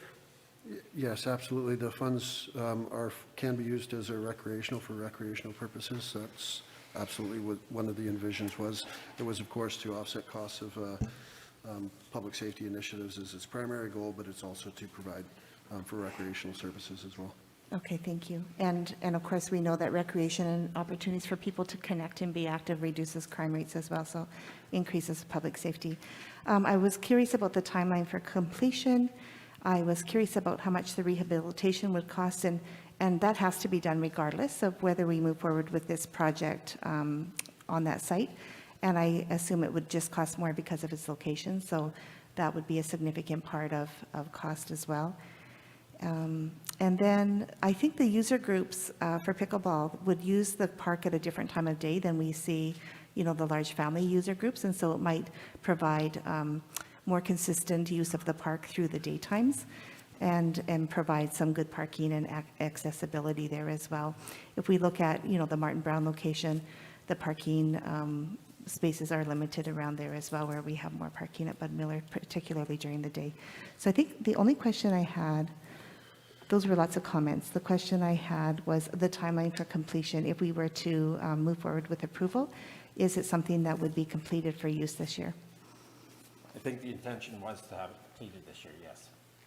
Okay, thank you very much. Councillor Whiting. Thank you. I'd like to know more about what we have existing as far as, can we use, can lines be painted on, I heard that we have residents wanting to paint lines on tennis courts. Can we paint lines on basketball courts and, you know, any cement pads that are available to use for pickleball?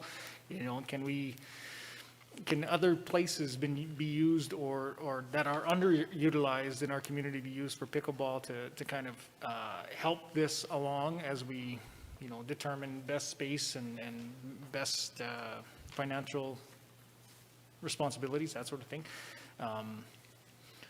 Because I feel like there is spots out there that are underutilized. And I too agree that, you know, I love Bud Miller, and I do think that this would be a great spot for it as well. But I just think that we do need to diversify. You know, like we were talking about. You know, if we keep sending everybody to Bud Miller Park, yeah, it's going to look awesome, but it's going to just tax that place. And I do think as we grow, we need to diversify our recreation facilities opportunities around the community. So I'm more in favor of just stepping back from this for a little bit while we investigate some of those other spots, but also, so, you know, what spaces could be utilized in a short term, like current cement pads for basketball and other spots. I'm not sure I have an answer for that question. For pads and that, within my infrastructure, I really don't have any areas that could be used. As for using the current tennis courts and starting paint lines on, I think the complaint we get back from the tennis people is it gets too busy for them, and we get a lot of feedback from that group that they don't like that on there.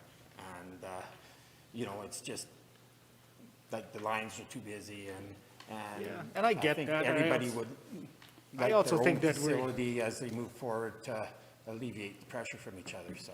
Yeah. I get that it might be, you know, I think we have to balance, you know, if this is something that is, you know, there's, you know, what, tennis versus pickleball, I don't want to put them up against each other, but I think that it's a balance of both, and if we can have both on the same court, and it's just a matter of recognizing which line is which, I think that's fine, but just my opinion. Councillor Diacek. Yeah, I think the debate's good, and I wish we'd had the opportunity to do it earlier, but I really think we need to move ahead of this project. As Councillor Whiting's asked the question, I mean, I think of our arenas that once the ice is removed, you basically have a beautiful cement surface that could be painted up, because those lines are going to get covered up by ice once you're up and going again. So the beauty of it being inside is that if it's raining outside, you still go inside and play basketball. So I don't know whether that's been explored in this community or not, but there are there are ice surfaces that are available. It may be a short period of time. I mean, I've also thought about the parking lot over at Sports Center, where that southwest corner, being able to drill a hole, slide a, you know, basketball net stand in there, and just painting outside lines, and your key or whatever and center line is not going to cost a lot of cash, and all of a sudden you have a court for people to play outside, and when winter comes along, you simply pull it out of the ground and away you go. And that post hole can remain there for through the course of the winter. So I mean, I think there are some creative ways to expand, and might be a way to, even as I think we've talked about, spreading these activities around the city in ways and places that they can do. I guess what I don't want us to do is get hung up on all these other things, and we should get back to the focus around whether we see this as the opportunity we want to move ahead with here, because our discussion has gotten bigger the longer we've talked about this. So Thanks, Councillor. Councillor Merritt. Thank you, Your Worship. I was just curious about, if we were looking at repurposing some of the lots or the, other pieces of property that we have. What's the surface recommendation for pickleball? So we have neighbors who have bought a net and they set it up on their cul-de-sac and everybody goes out and plays pickleball in the middle of the cul-de-sac. But there are some concerns around, the safety of the asphalt there. The surface recommendation is more of a multi-use active play, like there's a straight pickleball court, and there's also the tennis courts. It's called plexi pave, and I think we're going to go with an acrylic pave because it's more of a multi-use between basketball and pickleball. So, and it's designed to not slip quite as much, right? So you have a little bit better traction than the smooth pavement or concrete or that. So it's designed for that. So. That would concern me about the arena use for pickleball. Is arena use because it's quite smooth. And so I don't know that would be good for seniors to be using arena surface for pickleball. Good, Acting thank you. City Manager. Sorry, Councillor. You had a comment. Thank you, Your Worship. Just wanted to, I know there's been a lot of discussion. At the end of the day, administration supports council's decision no matter which way it goes. Just to bring a couple of things back into context, we did have presentation from the Pickleball Association looking for courts. We had the Kinsmen do a presentation to the city with regards to co-funding or applying for a grant fund for basketball courts at Bud Miller Park. We have a piece of infrastructure that's underutilized within Bud Miller Park that needs some remediation, and there's going to be costs associated with that. Our parks crew continue to maintain that grass on a daily basis, I think. So there's an operational cost to continue to maintain that for an underutilized group. And I just wanted to bring that all round back to the conversation around how are we going to move forward with this. And again, administration supports council's direction on this. Appreciate that, Acting Manager. Stang. Councillor Merritt, did you have any other comments? Sorry, I cut you off there. I think a couple things to, as you've just stated, Acting Manager, City Manager Stang, holding the current tender price likely will only be 45 days. It's usually with the tender presented. To re-tender, we'd have to go through this whole process again. There is going to be rehabilitation costs, as Acting City Manager Stang outlined. I hear Councillor Baker very clearly, Councillor Diachuk in my mind as well about Bud Miller All Seasons Park, but by redeveloping something that we have a challenge already with, this is repurposing, I guess is the term I'd use, and I think it's a great place to repurpose. I hear very clearly, and I think we can all hear it, and we hear it each and every day as council members, recreation continues to be a growing need in our community. I think we need to start somewhere at pickleball and see how well it grows. And if it grows as well as I expect it has, and we've seen tennis grow over the last number of years already, there's other places, and I think Councillor Buckingham has alluded to, there are other parks on the east side of the city, south side, north side, where we can certainly look to develop further developments, be it pickleball, tennis. As we were talking about outdoor basketball, is there an opportunity to do anything with the schools? So I think there's some other options, but I think the challenge we have today is dealing with what we have to face today. Because we could simply just go in and remediate, and I'll ask Blake if he can give me just a ballpark number. If we didn't do the basketball and pickleball courts, how much would you need roughly off the top to just bring it back to park condition to take out what's there today?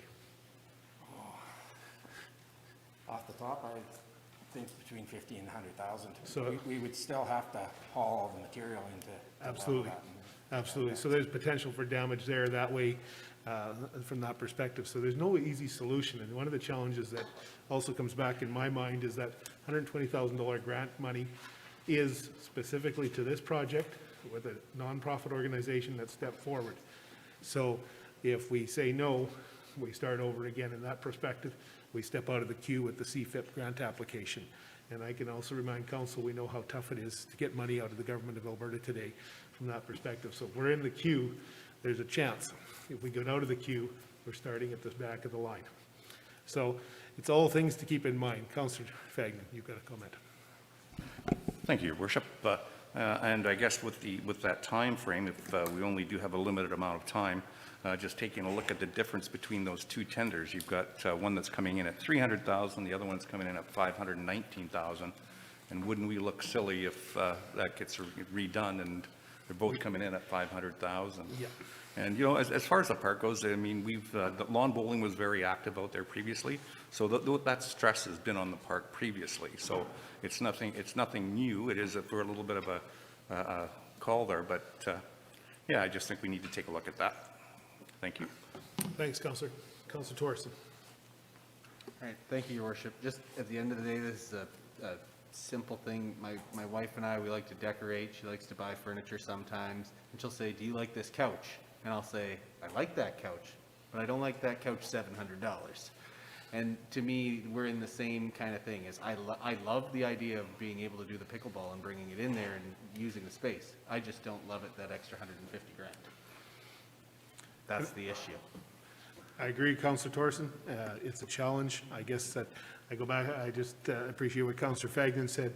My concern is if we don't pull the trigger and have to take a little money out of reserve to cover this, if we had to come back to as a capital budget next year for $450,000 or $500,000, I think we'd have a tough time explaining that back to our ratepayers and saying you had the opportunity to move on it and hope that we get the $121,000 grant. Now, that would have substantially reduced our original investment down to a much lower amount, but it would almost cover off the reserve requirements because I can appreciate the contractor wanting to cover themselves in the small, shorter loads or half loads, if that's what is required, to make sure they don't tear up the infrastructure because they don't want to have to lay any more pavement than they have to.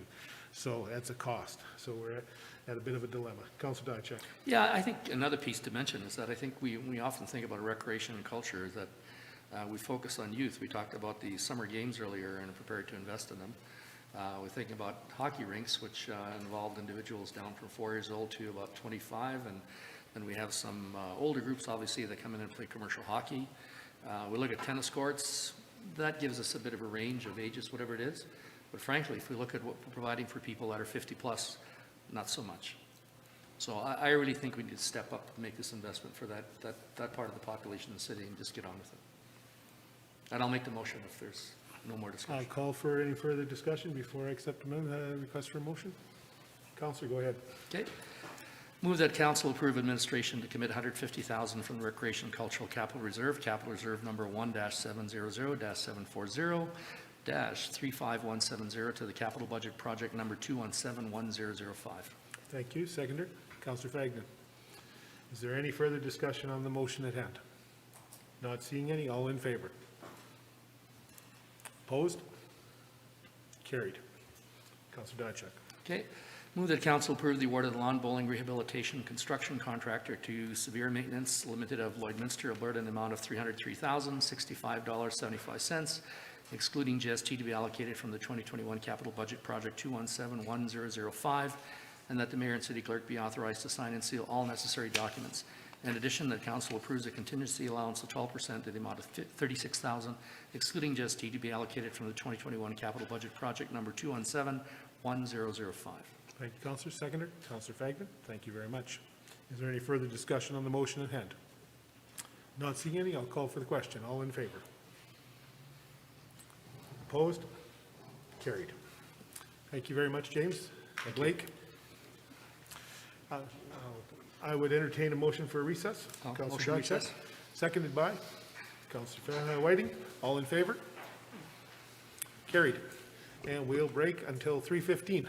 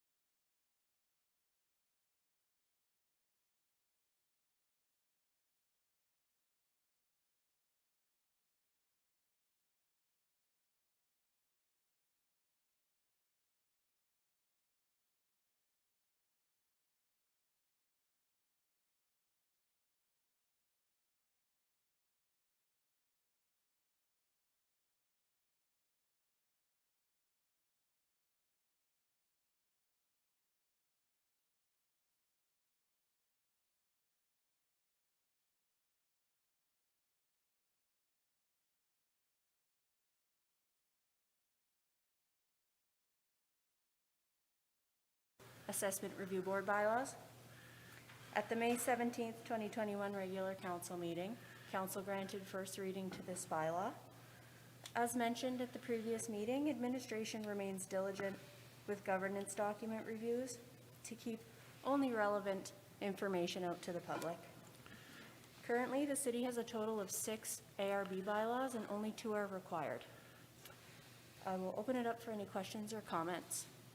Thank you, Chelsea. Any questions or comments? Councillor Buckingham. I'd make the motion if you'd entertain that, Your Worship. Yeah, I will look to see, and I will accept the offer to take that motion. Thank you. I move that council grant second reading to bylaw number 16-2021, being a bylaw to repeal outdated assessment review board bylaws. Thank you. Seconder, Councillor Thorson. Any further discussion on the motion at hand? Not seeing any, I'll call for the question. All in favor? Opposed? Carried. Councillor. Thank you, Worship. I move that council grant third and final reading to bylaw number 16-2021, being a bylaw to repeal outdated assessment review board bylaws.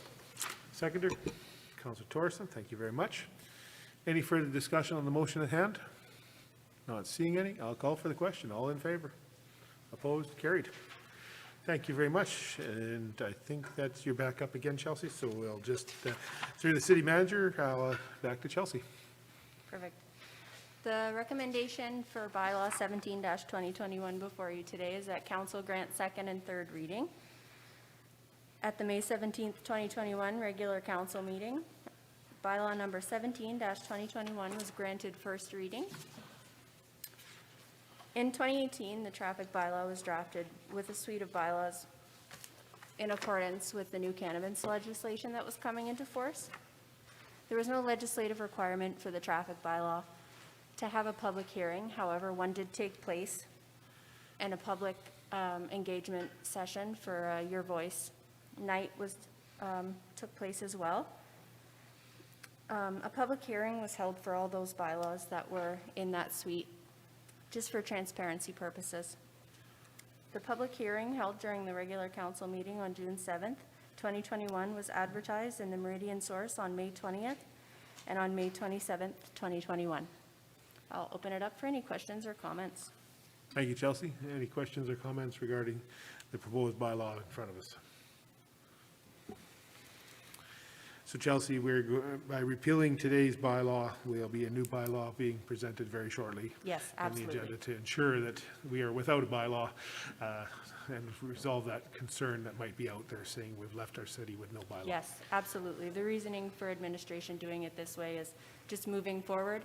If we have any amendments or changes to the bylaw itself, the public hearing and the advertising pieces won't limit us into making those changes. Terrific. Thank you very much. Councillor Thorson. Thank you, Your Worship. No, my comment I was thinking about while we were having the public hearing is just generally that government is weird, that we would have to have, because that's the way it came in, that we would have to have a public hearing on a repealing bylaw, which really would they be arguing against is that if you're putting a new one in to not repeal. Anyway, government's weird. That was my comment. Thank you. City Clerk. Yeah, the governance in the legislation says a bylaw has to be removed in the same manner that it was read in. And because this was part of a suite of bylaws that we received a public hearing, we have to remove it in the same fashion. You are right, it is, it does create a little bit of a red tape circle, but unfortunately, that's what the legislation says we have to do. Thank you, City Clerk. Any further discussion? Not seeing any, I will look for direction from council on 8.2, bylaw number 17-2021, repealing bylaw, traffic bylaw, second and third reading. Councillor Whiting. I move that council grant second reading to bylaw number 17-2021, being a bylaw to repeal traffic bylaw, excuse me, number 9-2018 in all amendments. Thank you. Seconder. Councillor Marin, thank you very much. Any further discussion on the motion at hand? Not seeing any, I'll call for the question. All in favor? Opposed? Carried. Councillor Whiting, if you'd be so I kind. also move that council grant third and final reading to bylaw number 17-2021, being a bylaw to repeal traffic bylaw number 9-2018 in all amendments. Thank you. Councillor Marin, thank you for seconding that. Is there any further discussion on the last reading of this bylaw? Not seeing any, I will call for the question. All in favor? Opposed? Carried. Thank you very much, Chelsea. Moving on to 8.3. I will look to acting. Number City Manager. 8.3, bylaw number 04-2021, Transportation Systems Bylaw. I'll call up James Rogers, Senior Manager, Capital Infrastructure.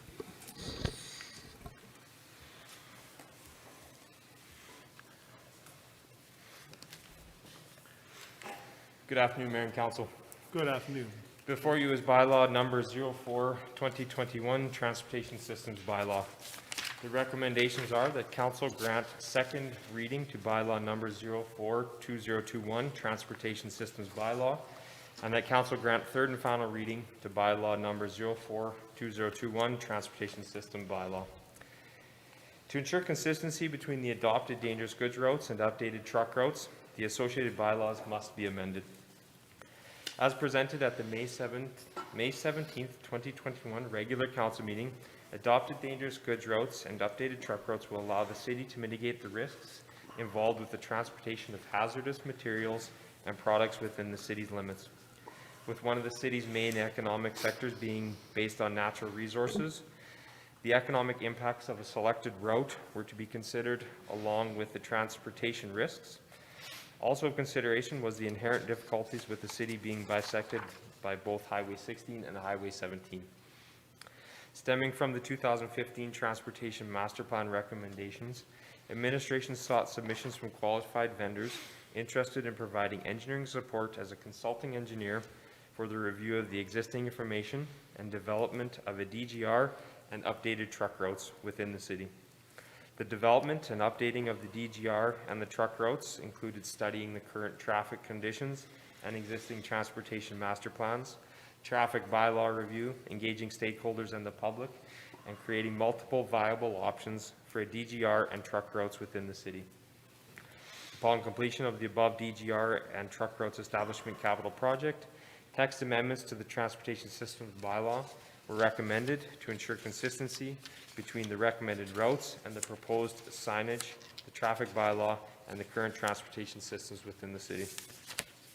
In conjunction with minor clerical and formatting adjustments, the changes to the Transportation Systems Bylaw were limited to Section 4, Transportation System, in particular Appendices B, C, and D, whereby updated overall network and DGR truck routes network drawings were inserted, as well as updated physical descriptions and definitions. Information pertaining to the dangerous goods route and truck road establishment was presented during the August 10th, 2020 and April 19th, 2021 Governance and Priorities Committee meetings. Bylaw number 04-2021, Transportation System Bylaw, was granted first reading during the May 17th, 2021 regular council meeting. There have been no changes to bylaw number 04-2021 since first reading. Should council grant second, third, and final readings to bylaw number 04-2021, Transportation Systems Bylaw, the amendments will take effect June 8th, 2021. With that, I'll turn it back over to Mayor and Council for any questions you may have. Thanks very much, James. Questions or comments from council? I know this has been a long-standing with many residents in this community. I've had many phone calls and many an email regarding dangerous goods routes, heavy trucks in our city, and I think this will be an excellent opportunity to help put some very straightforward clarity to it, working through our engineering team as well as our communications team to a community that's served by the trucking industry. We are, per capita, I believe, one of the communities that see a lot of heavy trucks because of the heavy oil that's produced in our area. Agriculture plays a huge role, not as much on the dangerous goods, but on the truck routes. And I think that it will be imperative to work through our engineering team and our communications team to get that message out to every operator, trucking firm, as well as the drivers themselves, so that they become aware. And we'll be touching on another issue here in the next one as well, regarding engine retardant brakes. But I think it's a good opportunity to combine a lot of information relatively, that they're not going to be overwhelmed, but just reminding people some of the rules of the road in our city, and that those people live in the city but also use our city streets and roads, and just having that respect. So I think we're going in the right direction, and I know there'll be a lot of people excited to hear this happening and get moving on it as quick as they can from engineering. But I welcome any other comments. Councillor Torreson. Thank you, Your Worship. Yeah, I just appreciate us getting all the way to the finish line here with this and actually getting it pushed through. I know, one of the groups that has been very vocal about this over, my time on council has been the Chamber of Commerce. This is one of their priorities, and it feels good to not only do it for the safety of the residents, but some of these groups where you get to hear about it year after year after year, and it's one of their top priorities, to actually get to the point where we've gotten somewhere that will get some satisfaction for them as well. But it's good to see. The only question I had would just be just on the enforcement side of things. Is there, I know we talked about signage quite a few times, but is there any specific enforcement type plan to make sure that, no bylaw is really worth much if you don't enforce it? So is there anything in particular that we'll be doing to make sure that we're following this? I'll look to the acting city manager or the city clerk for a comment on that. I'd invite the senior manager of public safety to come up and speak to what enforcement efforts that would be taken in regards to this or the traffic bylaw and those questions. Thank you, city clerk. I invite Glenn Elford have to speak on the enforcement side of the new DGR. Yeah, it was a very, very perfect pass. I thought that well orchestrated. It was very good. Good afternoon, Glenn. I don't know if you caught the question. I'll ask Councillor to repeat it again. Yeah, thank you, Your Worship. I noticed he was doing some paperwork there as I was saying it, so I thought I might have to, so remember it clearly. Just as far as when we set the dangerous goods route, I know we've talked about signage lots with this new bylaw, but just on the enforcement side, is there any specific strategies you're going to be doing to, make sure that we're actually enforcing this? Otherwise, the bylaw is not worth much if we aren't out there making sure trucks are going where they're supposed to. I think to preface that, thank you for the question, but the stakeholder engagement that occurred in the development, we had industry on board with this particular set of routes. So there will be a very short period where we do education, but by and large, if they're off, there will be enforcement happening. At our management meeting this morning with the RCMP, I brought up that this was also going to council today, and that the truck routes and dangerous goods routes would be in place, and ask for their participation in enforcement of it as well. So they indicated their support for it, and their willingness to enforce the bylaws with respect to the truck routes. The concerns that have been addressed to us and the complaints we frequently get, we believe that we are going to be able to deal with that from an enforcement strategy, particularly in the downtown streets. Awesome. Thank you. Okay. Thank you very much, Glenn. Is there any further questions or comments? Councillor Whiting. What's the process for implementation and timeline, and signs go up and everything is rerouted by what? Is there a deadline? Great question, Councillor Whiting. So we currently have a selected and secured vendor who is ordering the signs as we speak, so they are being prepared. We have completed our initial site walkthroughs and have determined all the locations of the signs so that they can get their hardware to do that.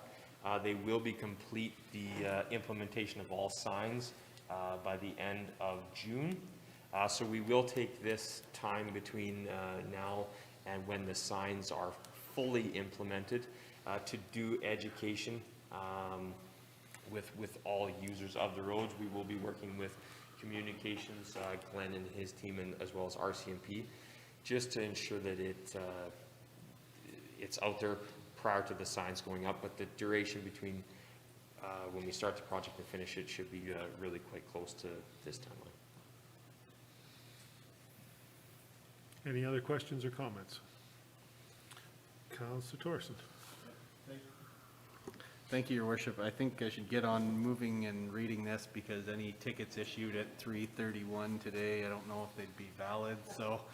I would entertain the motion. I move that council grant second reading to bylaw number 4-2021, Transportation Systems Bylaw. Thank you. I'll look for a seconder. Councillor Fagnan, thank you very much. Is there any further questions to the second reading of this bylaw? Not seeing any, I'll call for the question. All in favor? Opposed? Carried. Councilor Torson. I move that council grant third and final reading to bylaw number 4-2021, Transportation Systems Bylaw. Thank you. Councilor Fagnan, seconder. Thank you very much. Is there any questions regarding the third and final reading of this bylaw? Not seeing any, I'll call for the question. All in favor? Opposed? Carried. Thank you very much, James. And I believe through the city manager, acting city manager, you're up for 8.4 as well. So please carry on.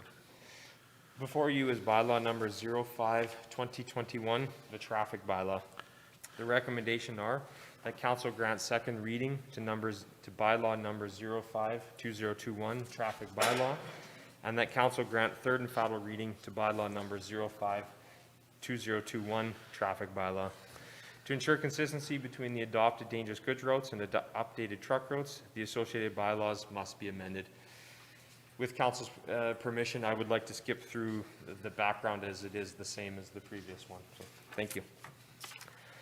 In conjunction with minor clerical and formatting adjustments, the changes to the traffic bylaw were limited to the following two areas, including amendments due to the adoption of a DGR and the updating of the truck routes, as well as two other general amendments as identified below. Amendments to Section 13, weight and size limits, by removing the references to the GGR and truck routes. Creation of Section 14, truck routes, and amended Appendix D. Creation of Section 15, dangerous goods routes, and amended Appendix E, and amendment to Appendix A, definitions. The general amendments included amendments to Sections 8.14 through to Section 8.16 regarding the parking of trailers, and the addition to Schedule B of the implementation of a speed limit of 15 kilometers per hour in parking lots that are owned by the City of Lloydminster. Bylaw number 05-2021, the traffic bylaw, was granted first reading during the May 17, 2021 regular council meeting. There have been no changes to bylaw number 05-2021 since the first reading. Should council grant second, third, and final readings to bylaw number 05-2021, traffic bylaw, the amendments will take effect June 8th, 2021. With that, I'll turn it back over to Mayor and Council for any questions you may have. Thank you, James. Questions or comments? Councillor Buckingham.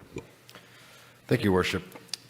In 2017, we debated this bylaw at length, and a lot of that came around the parking of unhitched trailers and so on and so forth around that area. Why did we change that again? Because it went back to removing the weekend and exemptions and so on and so forth when many of us fought very hard to make sure that was in the last bylaw. I'm not sure why we changed that now when we're only really, I think the purpose was about the dangerous goods routes mostly, but that is now changed again, and I don't know why. I'll ask the city clerk to. So I'll ask the Senior Manager of Public Safety to come up and provide more detail, but overall it was generally in most communities, it's the standard practice of what we're proposing. So I'll let the General Manager explain what his research was and what that brought forward and why we're proposing what we're proposing in this current bylaw.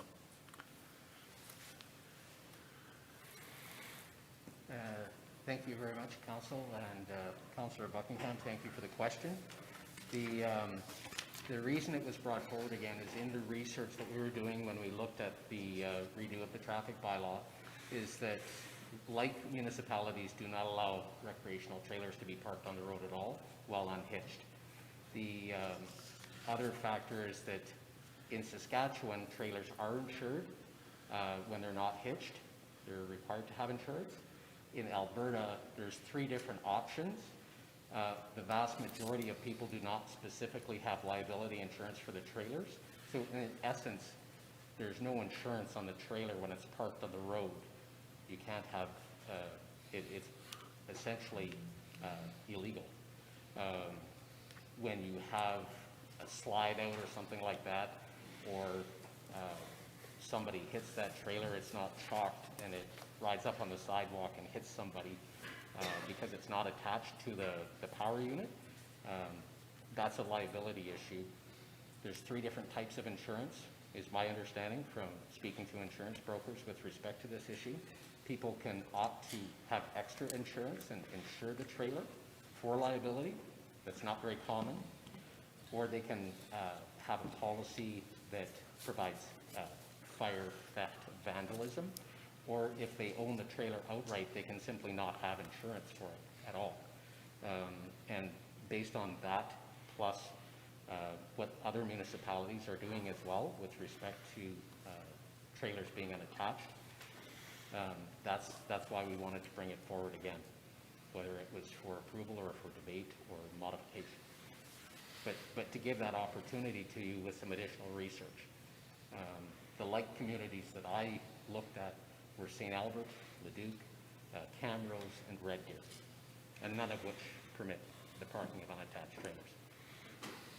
Yeah, I believe we heard a lot of that same argument the last time we brought this up, with the border being a difference and so on and so forth. And I can see that they don't have those in all of those Alberta communities you just listed because of all the things you just said. But we are different, and we have that ability here to do that. And I think we serve a different community when it comes to the comparable for the Northern Lakes and everything else that we serve here. And there is a very large contingent of people in our city that have recreational vehicles for that purpose.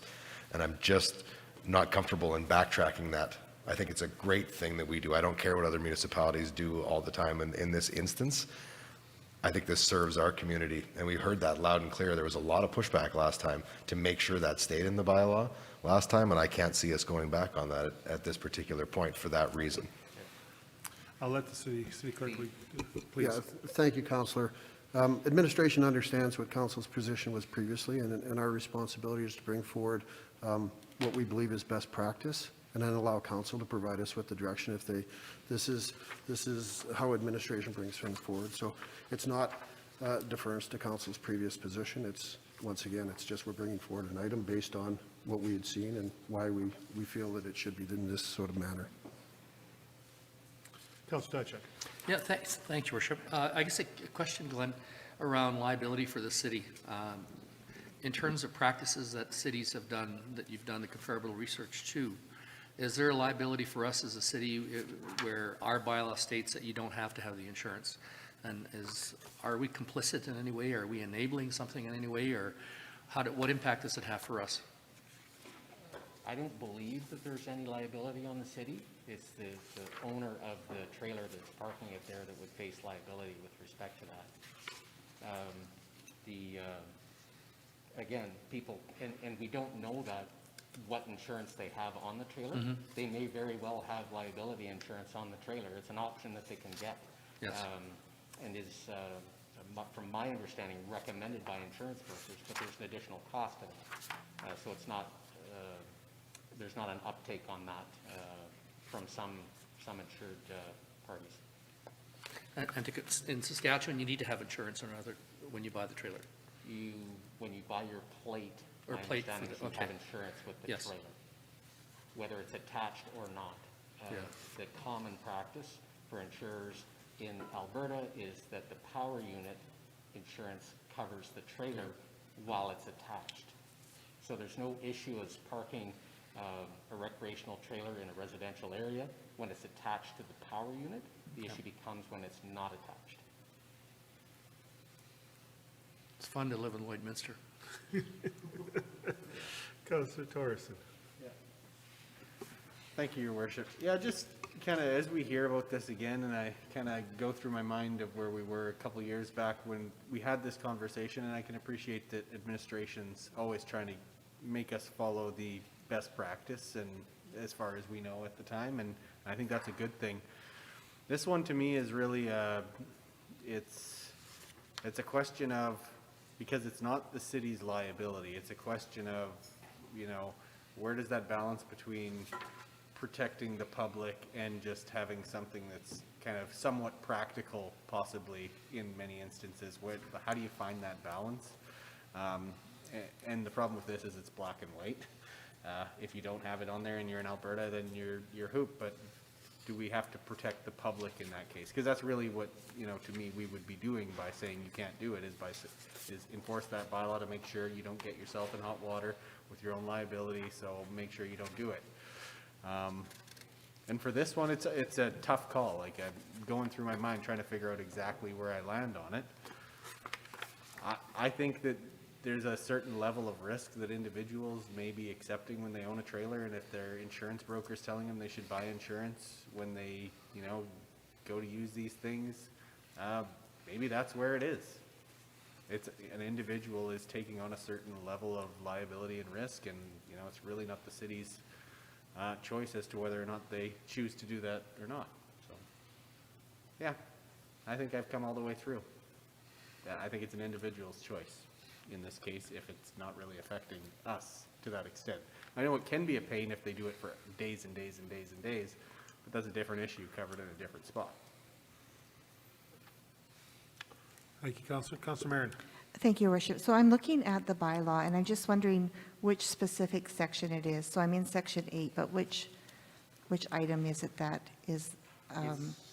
It's on page 71 of the agenda, 8.15.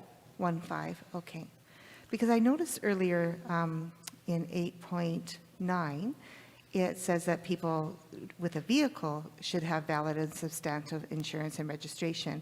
And I'm wondering if that's just what we include in 8.15. It doesn't specify liability insurance. Right, it does not. What does substantive mean then? It would assume with a motor vehicle that you would have liability insurance on it. There's another section within the bylaw that says you can't have an uninsured vehicle on the road. Okay. That's quite common. And again, it provides for a bridge between the provincial legislation and the legislation of the city. So we're dealing with Saskatchewan Traffic Safety Act, the Alberta Traffic Safety Act, and then our bylaw. Right. In certain circumstances, provincial legislation may allow an uninsured vehicle to be parked in front of the residence of the vehicle owner. However, that's illegal in Alberta. You can't have an uninsured vehicle parked on the road. It's a little easier to check because in Saskatchewan, it's tied to the plate. So if the plate's expired, the insurance is expired. In Alberta, there's separate systems with private insurance. So the plate could be valid, but they may not have insurance, but we have no way of checking that. So that's why, again, because of the unique circumstances of Lloydminster, we passed a bylaw that applies to both sides evenly, so that we're applying the same law. Okay, thank you for that. It is complicated living in this city.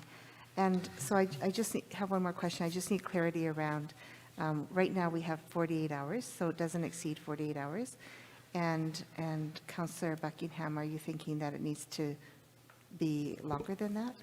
Well, the original bylaw, as discussed, had excluding weekends and holidays, and up to 72 in that regard. Okay, Right, so. thank you. And just as a clarity point for the Saskatchewan RV owner, I take the plates off my vehicle, or off my trailer for the winter, and I have a package policy on it that covers all the liabilities, fire, flood, theft, all that kind of stuff. It's only plated to travel. So that's the difference between Alberta and Saskatchewan when it comes to that actual insurance piece. So if I could ask the city clerk for a procedural question, could an amendment be made at this point to the bylaw to change 8.15 back to what it was previously and still allow the second, third reading to carry on without creating an issue? Or do we have to, what would the procedure be if that was considered? So if I understand what you're asking me is if we could change the bylaw back to its previous context in relation to how trailers are dealt with in the previous bylaw and have that as a motion and move it through, or if you pass the bylaw in its current state and ask for an amendment to come forward. Is that clarifying the question? Council, of course, has several options. They would ask for what I would suggest if you want an amendment to the question is that you would ask the question as it is that the council provide second reading to the bylaw, and then from there an amendment to that to amend with the amendment of the section to reflect back on the previous bylaws wording, and I think we can, they're working feverishly back there to provide me some wording on that, but that would be acceptable. Either one would be acceptable, to pass the bylaw in its current form and then ask administration to bring back an amendment to that section and pass that in 3 readings, if that's what council so chose. If council does pass it in its current form, then it's passed and the current bylaw, or the bylaw would stand in its current form. Glenn would have to look at how enforcement would be handled, because I'm sure that there would be residents asking us to enforce certain provisions of that bylaw almost immediately, because we do have that as well. So, but council may propose an amendment to the current bylaw. Councillor Dutton. So, quick question, how many times have we had to enforce the previous bylaw in the course of the last year?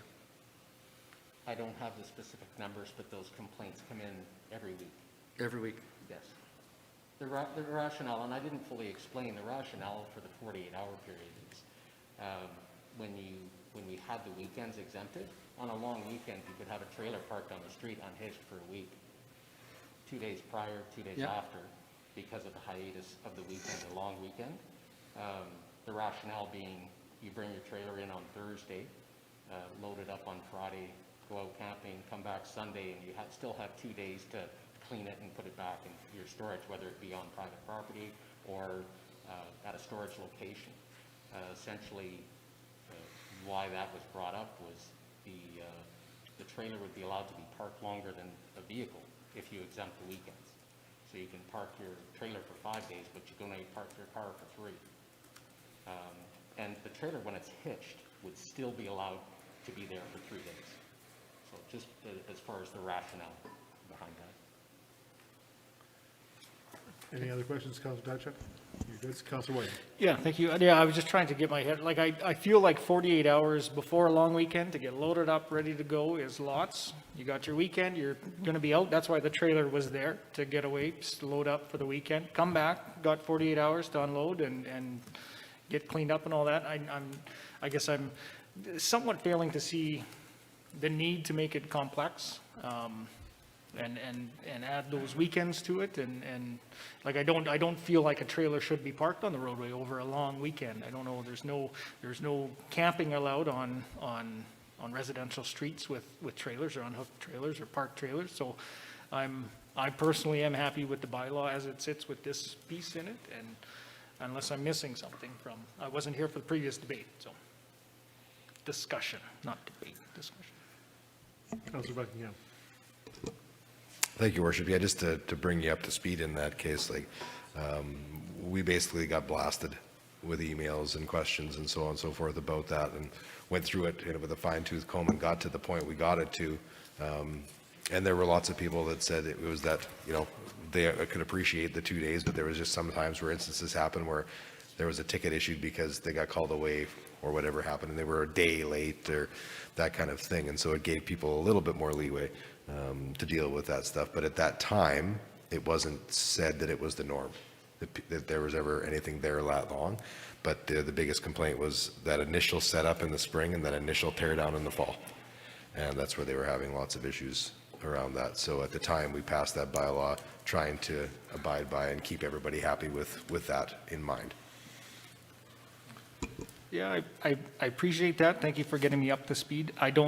I still didn't hear anything, I guess, that would change my mind on the 48 hours. I think it's fine in my mind. I think what you had said, somebody getting called away, that was an issue that they didn't deal with personally. And hey, there's going to be those instances where maybe they can't meet that 48 hours, and that's on them. So I'm happy with the bylaw as it is. Any other comments or questions? Councillor Dutton. I was going to suggest we pass the bylaw as it exists and ask administration to come back with an amendment for us so that we can dive into it with a little more discussion. I think we need the bylaw to be passed so we can carry on and have something to work with. But I think we have 2 new members of council that didn't have the opportunity to have that level of discussion. And I think it's kind of unfair to put them in the spot here without having had that opportunity. I agree with you. I think that that's the best course of action that we could look at.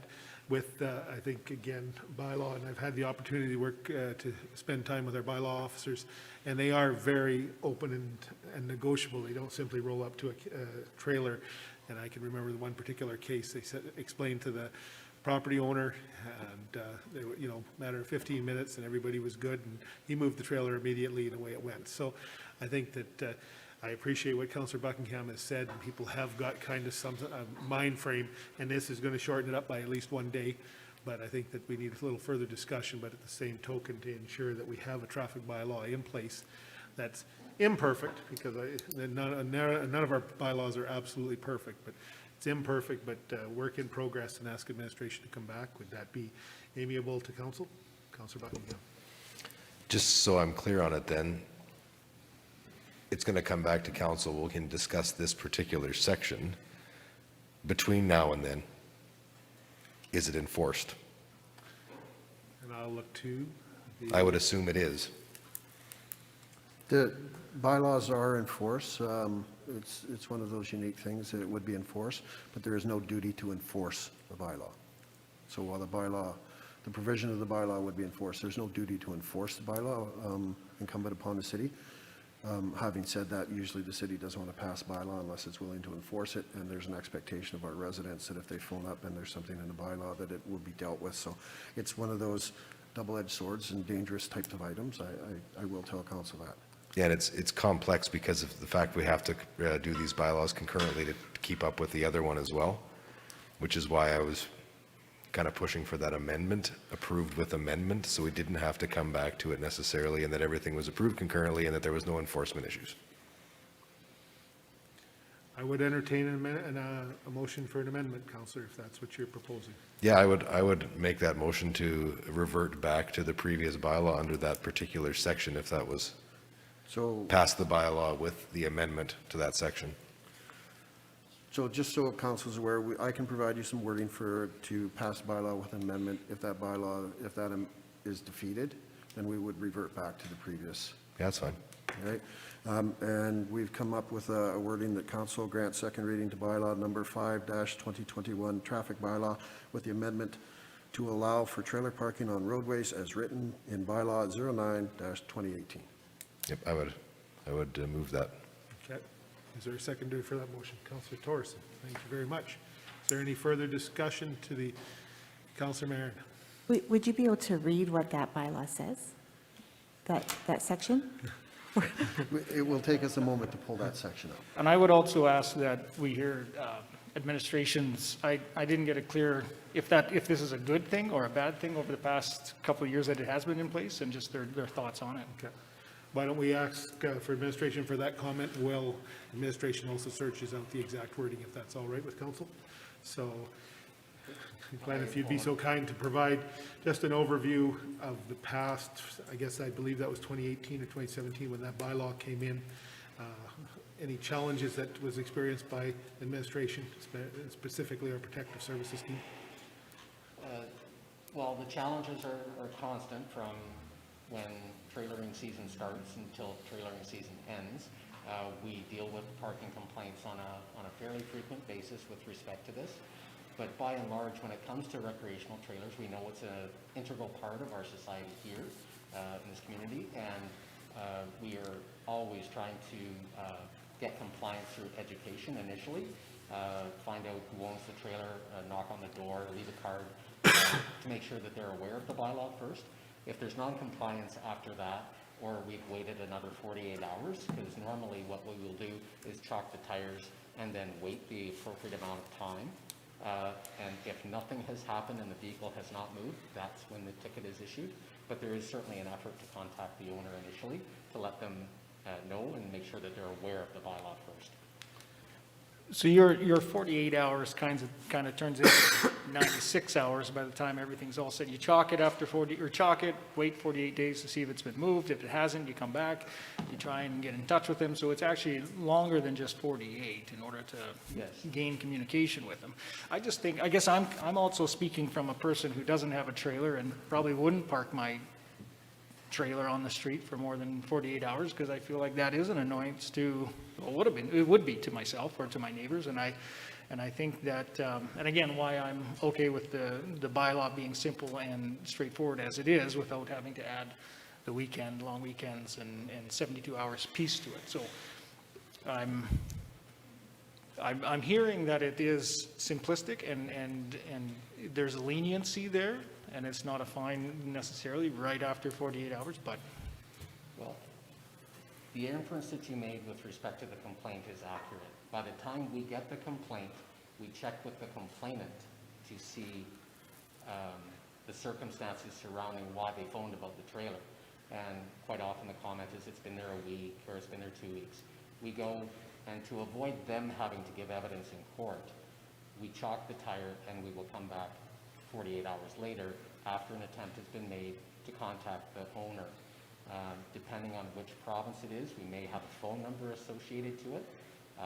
We will check city records to see if we can find them and let them know about the bylaw. Failing that, we go back 48 hours later. So it's not just 48 hours, it's from whenever the complaint was. As far as proactive enforcement with respect to trailers being parked, we are not going around chalking tires like we are for time parking downtown. We will see them if they're parked facing the wrong way, or if they're parked too close to an intersection, or if they're partially blocking a driveway or a fire hydrant. Those are things we will do proactively, but thinking of trailers is not something we do proactively. We will do it complaint-based. I think that is a huge piece to this, and I appreciate that input, and I'm happy, again, back to 48 hours, I'm good. I believe the city clerk has the answer that we were looking for, I'm Councillor. just getting back to that now. So, And thank you for that answer, Glenn. just bear with me, council.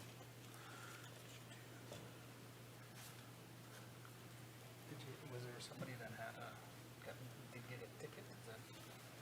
Did somebody get a ticket? All right, so, the previous wording of the bylaw, I'll just get to it, under 8.9 says, no person shall park a trailer or motorhome on any roadway for a period that exceeds 48 hours. Unhitched trailers on any roadway shall be properly secured, including tires, blocks.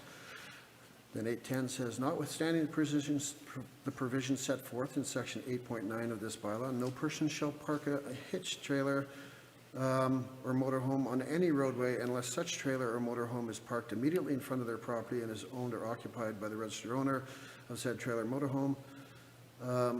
No person shall park a trailer or motorhome on any public roadway for the purpose of overnight accommodation.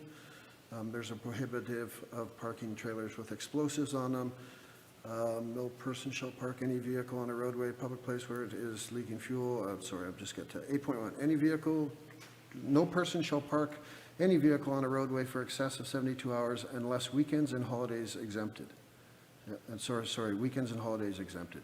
And I believe that's what you're looking at right now. Is that correct? So the calculation date of the 48 hours would not include weekends or holidays, they would be exempted. Am I correct in that? Yes.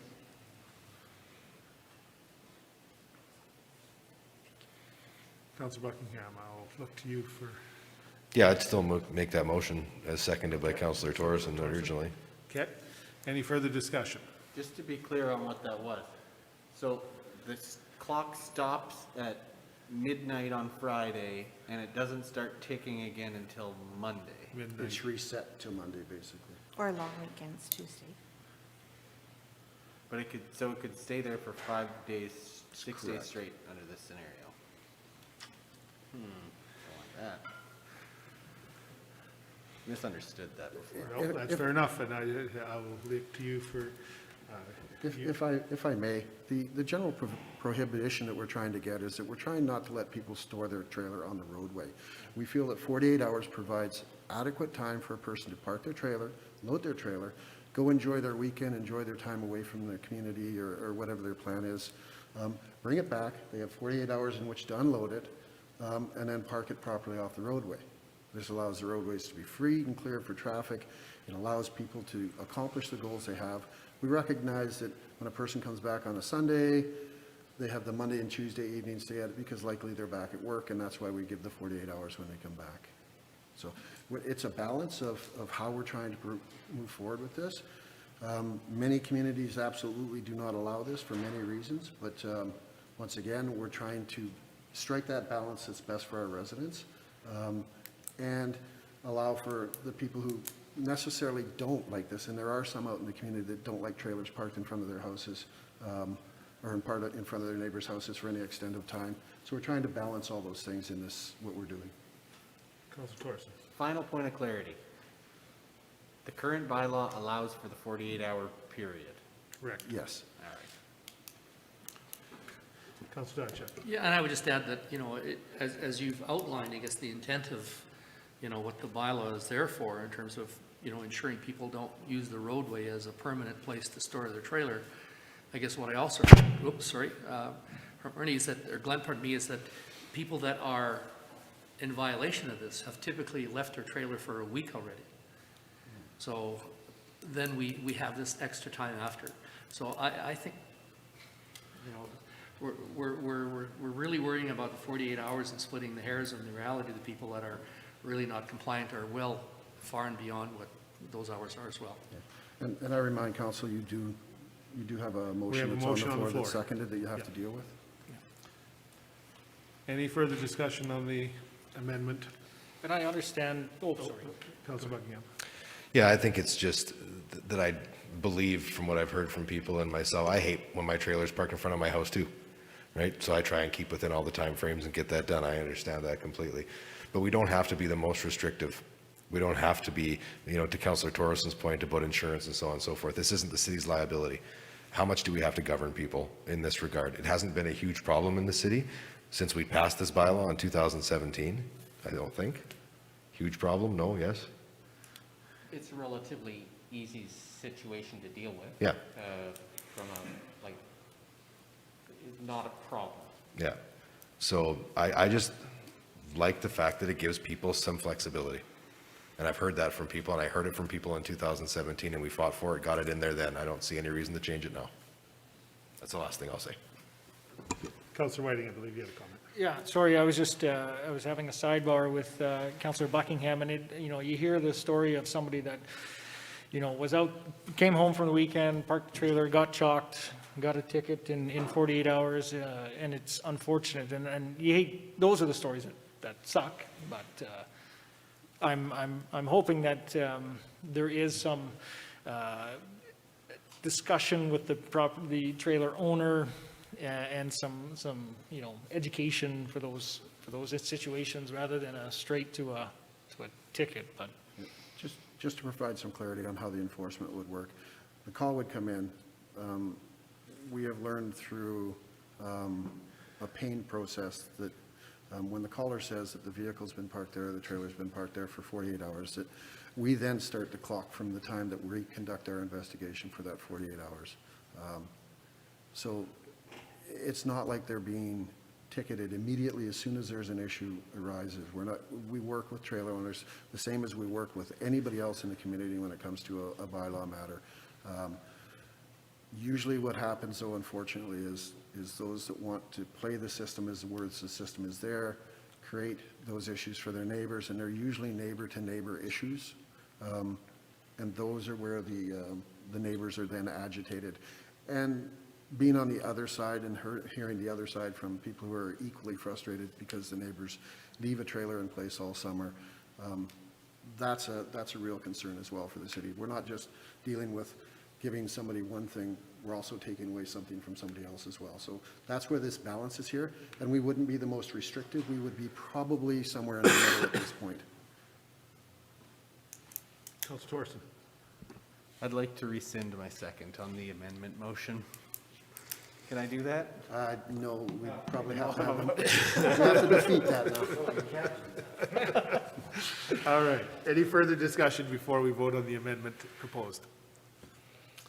No, right. All in favor of the amendment? Thank you. Those opposed? Amendment's defeated. Back to the original, we have now a bylaw that needs, if there's no further discussion, a movement. Councillor Whiting, thank you. I move that council grant second reading to bylaw number 5-2021 traffic bylaw. Look for a seconder. Councillor Thorson, thank you. Any further discussion on the bylaw as presented?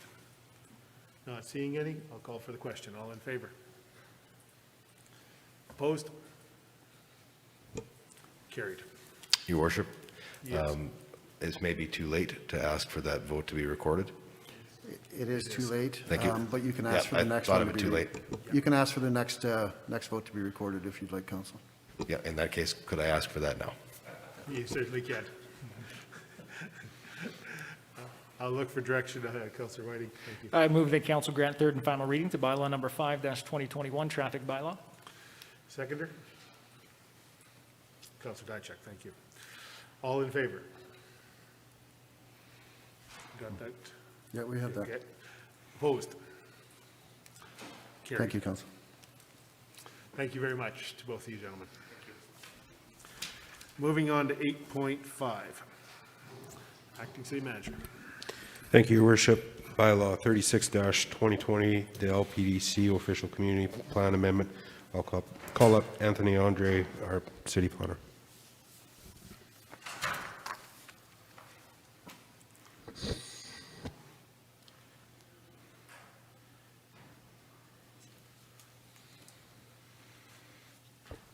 Good afternoon, Your Worship. Good afternoon, Anthony. The recommendation is that council grant second and third readings to bylaw number 36-2020 to amend the future land use concept of the Lloydminster Planning District Official Community Plan. The RM of Britannia is proposing to designate approximately 100 hectares of land adjacent to the city as industrial policy area within the LPDC Official Community Plan to support future industrial development. The intent of the industrial policy area, according to the OCP, is to accommodate a diverse range of industrial development which requires large land areas and minimal services. The subject lands currently fall within the highway corridor policy area and the agricultural policy area. The RM does not currently have lands designated for industrial purposes and has selected these lands for this purpose as they have access to rail and are relatively distant from populated areas. The RM is also in the process of redistricting the subject lands to M1 Industrial District within the Lloydminster Planning District zoning bylaw, which requires this amendment to the OCP. The proposal aligns with future land use plans, including the city's municipal development plan and the Northeast Area Structure Plan, which designates the adjacent lands to the west as industrial. Administration initiated a 21-day referral period, September 25th, 2020, circulating referrals to internal and external agencies and adjacent property owners within the city limits. The RM also circulated referrals to affected and adjacent property owners within the RM. An internal response resulted in the city requesting changes be made to the M1 Industrial District within the LPDC zoning bylaw. Since that time, the RM Council passed Bylaw 01-2021 to reflect these changes, which better align to the permitted and discretionary uses with those of the city's medium industrial I2 district. Representatives for Husky Energy, who owns lands and pipeline infrastructure within the affected lands, responded, saying they have no objections to the application, subject to conditions ensuring notification and engagement with Husky as future plans are considered. The proposal was presented at the September 11th, 2020 LPDC regular meeting, where the Commission recommended support for the amendment. Information pertaining to the application was presented at the October 19th, 2020 GBC meeting. Finally, Bylaw 36-2020 received first reading at the October 26th, 2020 regular council meeting. Since first reading, one change has been made to the bylaw, correcting the reference to the industrial policy area, which was previously mislabeled as heavy industrial policy area. The public hearing was held November 30th, 2020, which was advertised in the Meridian Source November 12th, November 19th, and November 26th, 2020. One resident of the RM of Britannia spoke in opposition to the amendment. The primary concerns raised pertaining pertain to the proximity to existing residential properties and enforcement of the zoning bylaw. While portions of the subject lands are nearly adjacent to the existing residential parcels, minimum separation distances required by the OCP and zoning bylaw will be provided during the subdivision and development permitting stages. These areas are currently identified as highway corridor policy area, which also accommodates a range of commercial and industrial developments, which would also be subject to the same separation requirements. Complementary bylaws must be adopted jointly by the City of Lloydminster, the RM of Britannia, and the RM of Wilton. The amendments will not come into effect until approved by the Community Planning Branch of Government Relations. Thank you. Thank you very much, Anthony. Councillor Buckingham. Thanks, Your Worship. I'm going to declare on this one as I have in the past. I had it written down to do so and did not, so I'll declare before any debate or discussion. Certainly. Thank you.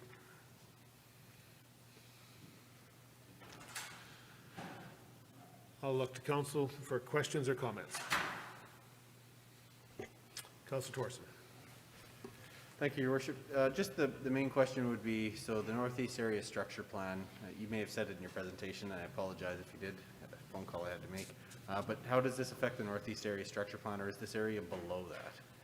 This area is directly to the east. So it was not included in the Northeast Area Structure Plan. Okay, that was my only question, was just looking at them thinking, okay, let's not throw out something we just spent a bunch of time and money on. But the land uses, I believe on that side of the road are also, you know, light industrial or industrial uses in the Northeast Area Structure Plan, correct? Correct. Perfect. You know, that's basically all I needed to know. Like, to me, it makes perfect sense that we would go in this direction that's suggested in this in the presentation. So thank you. Any other questions or comments? So the OCP, for the new members of council maybe that are not familiar with it, is the, we talk about the MDP, and I'll look to Councillor Torreson because he seems to be an expert on planning on council's side. But it's the overarching document that governs the development and planning of development. And the OCP is the Saskatchewan version of the MDP. Yeah, MDP in Alberta, OCP in Saskatchewan. So it's the overarching document that has to be managed. And when the municipality, in the case of the RM of Britannia, is looking at making a zoning change, as we would do the same, they have to go through the legislative process. This has gone to the LPDC, the Lloydminster Planning Development Committee, a couple different times, and that's where, Anthony can correct me if I'm wrong, but we've kind of worked back and forth with the RM of Britannia to align their industrial uses to what the city would see similar on the other side of the fence line, in essence. It wouldn't even be a roadway, the fence line, to ensure that we've tried to match this up as best as possible. And as Anthony said, once we've got to this point, we need a matching document of a bylaw to let them move this forward so that it meets provincial planning requirements. Is that kind of the summary, Anthony? That's fair, yes. Thank you. I'm learning a little bit every time. Councillor Merritt. So I was on council when we had the public hearing for this, and I know that a member of Britannia RM came in to speak to it. Was there residential on the north side of this parcel of land? Is that what the concern was, or is she on the east side? She'd be on the east side. On the east side. She was further to the east. Right, okay. I just wanted to have that clear in my mind. Thank you. Yeah, and I know that came up at the LPDC, and that was, the RM of Britannia, being that she had the opportunity to speak and present her concerns. Being a resident of the RM of Britannia, they have, I understand, have communicated back with her to hopefully answer her questions. Councillor Thorson. Thank you, Your Worship. And just to add on to just what this document is to us, this is a statutory document, correct? So this is, in a way, it's almost like it's the province's document. We present it to them and they say yes or no, whether it flies, and then all of our other planning and development happens below that. This is the overarching document guiding land use development in the RM, yes. Any other questions or comments? Not seeing any, I will look for direction from council. on the second reading of the bylaw number 36-2020, the LPDC Official Community Plan Amendment. Councillor Whiting. I move that council grant second reading to bylaw number 36-2020, being a bylaw to amend map 1, future land use concept of the Lloydminster Planning District Official Community Plan. Thank you. Seconder? Councillor Diachak, thank you very much. Any further discussion on the bylaw before us? Not seeing any, I'll call the question. All in favor? Opposed? Carried. Excuse me. Go ahead, Councillor. I move that council grant third and final reading to bylaw number 36-2020, being a bylaw to amend map 1, future land use concept of the Lloydminster Planning District Official Community Plan. Thank you very much. Look for a seconder. Councillor Diachak. Thank you. Any further discussion on the motion at hand? Not seeing any, I'll call for the question. All in favor? Opposed? Carried. Thank you very much, Anthony. Thank you.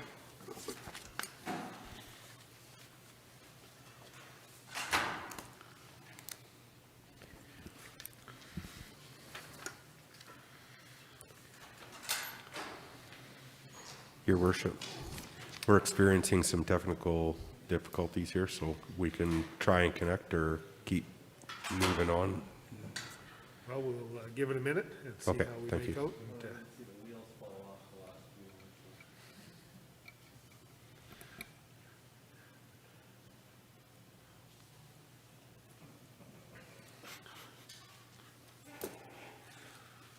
This is why we're doing a council AV project.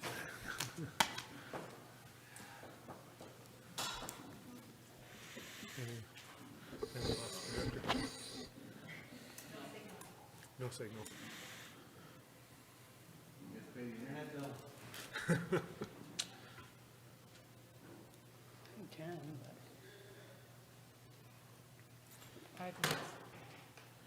try a different computer and see if that works.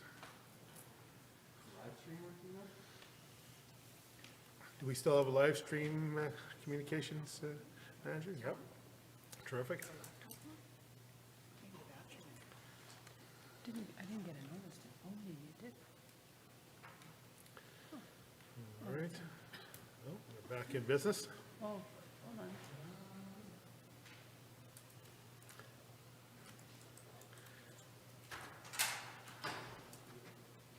I got it. Try it again.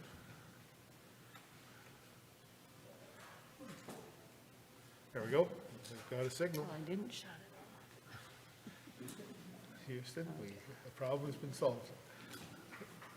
Looks like we're back up and running again.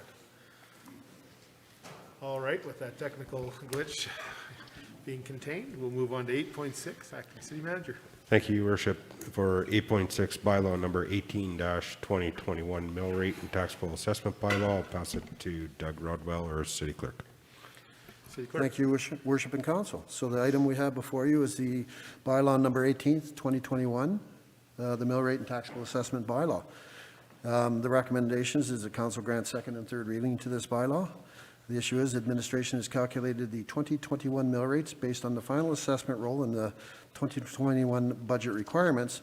Council approval of the bylaw is required in order to begin the levy process and ensure the 2021 tax notices are delivered to property owners in a timely manner. Council is required to pass annually a property tax bylaw pursuant to Section 302 and 319 of Lloydminster Charter to set mill rates. These rates are calculated based on the required revenues determined during the budget process, the requisitions from the school division, and the new assessment roll received from the city assessor. The total taxable assessment, including assessment revisions for the 2021 tax year, is $4.4 billion. How about we just go with that one? That works.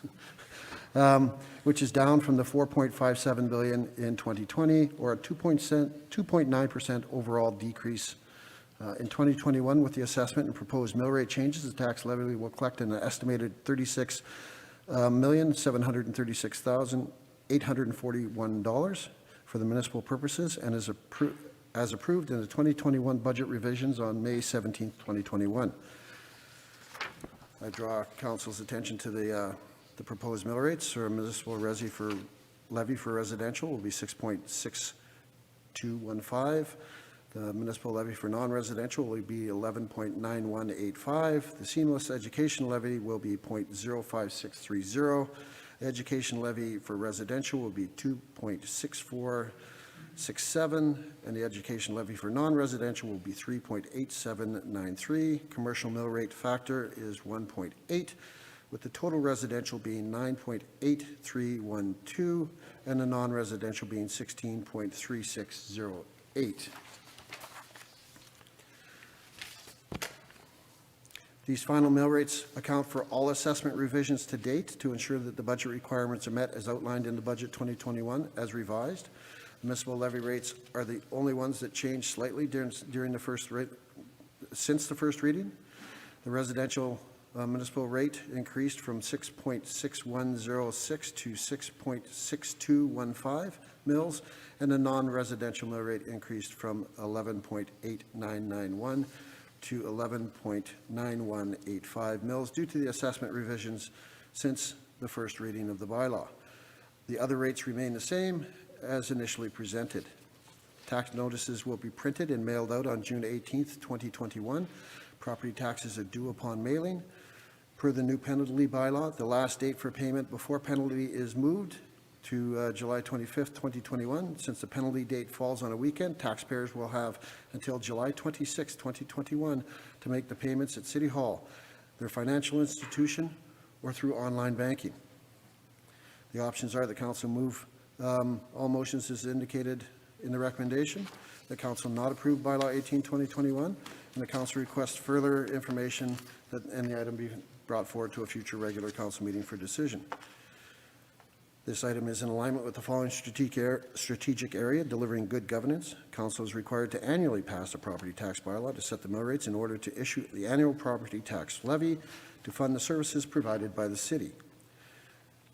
Council is required to pass a property tax bylaw pursuant to Section 302 and 319 of the Lloydminster Charter, and the budget 2021 identified the municipal levy revenue required to balance the budget.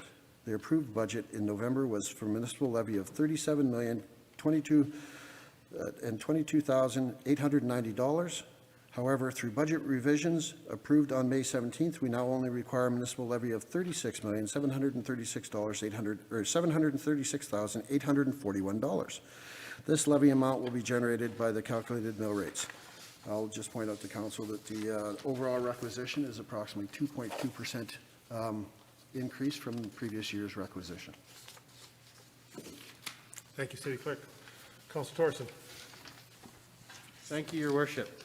So, as far as mill rates go, you know, it takes a lot of effort and work to get here from where we start at the point of a budget. And I'd just like to say I appreciate the strategy that administration has presented up to this point.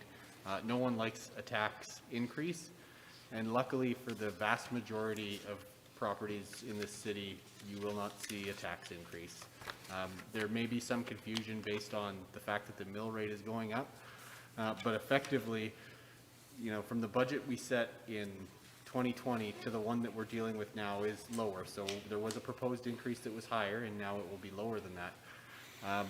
But even then, with the decrease of the assessment, it caused the mill rate to have to go up by more to be able to generate that same amount of funds.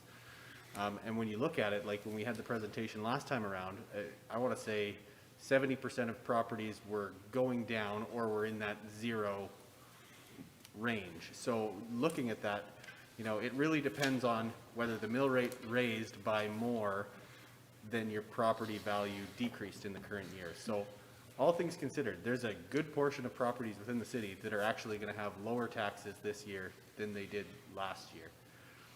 Another thing that I think is important to note from my perspective is that these numbers really are not that far off from 2019 numbers. Like, we're talking within a percentage of what we levied in 2019, which if anyone recalls, 2020 was a very challenging year when we approved the mill rate because there were several businesses that were closed. There were many people who were not working. So council and administration had come to the decision that we would decrease the budget and use some from reserve, and therefore actually provide some tax relief in that year. So now, we're talking about a 2.2% increase over that year, which is very, very similar to what the 2019 year was. End of the day, all I'm really trying to get at is it's relatively flat from where 2019 was, and that 2020 included tax relief. So it's just some confusion that I've seen, but I also really appreciate the direction we've taken, because I feel like a lot of those businesses that were closed last year are not closed this year. They may not be at the same capacity, which is unfortunate, and hopefully we get through all of this in the very near future. But the number of people who are unable to work is not the same as it was this time last year. So I can appreciate us getting back to what would be relatively level and normal. And even then, I went through, because I'm a nerd, and I calculated what the effect was on my property by just doing the math. My property is going to be $120 a year cheaper for property taxes. I looked at some other people that I know.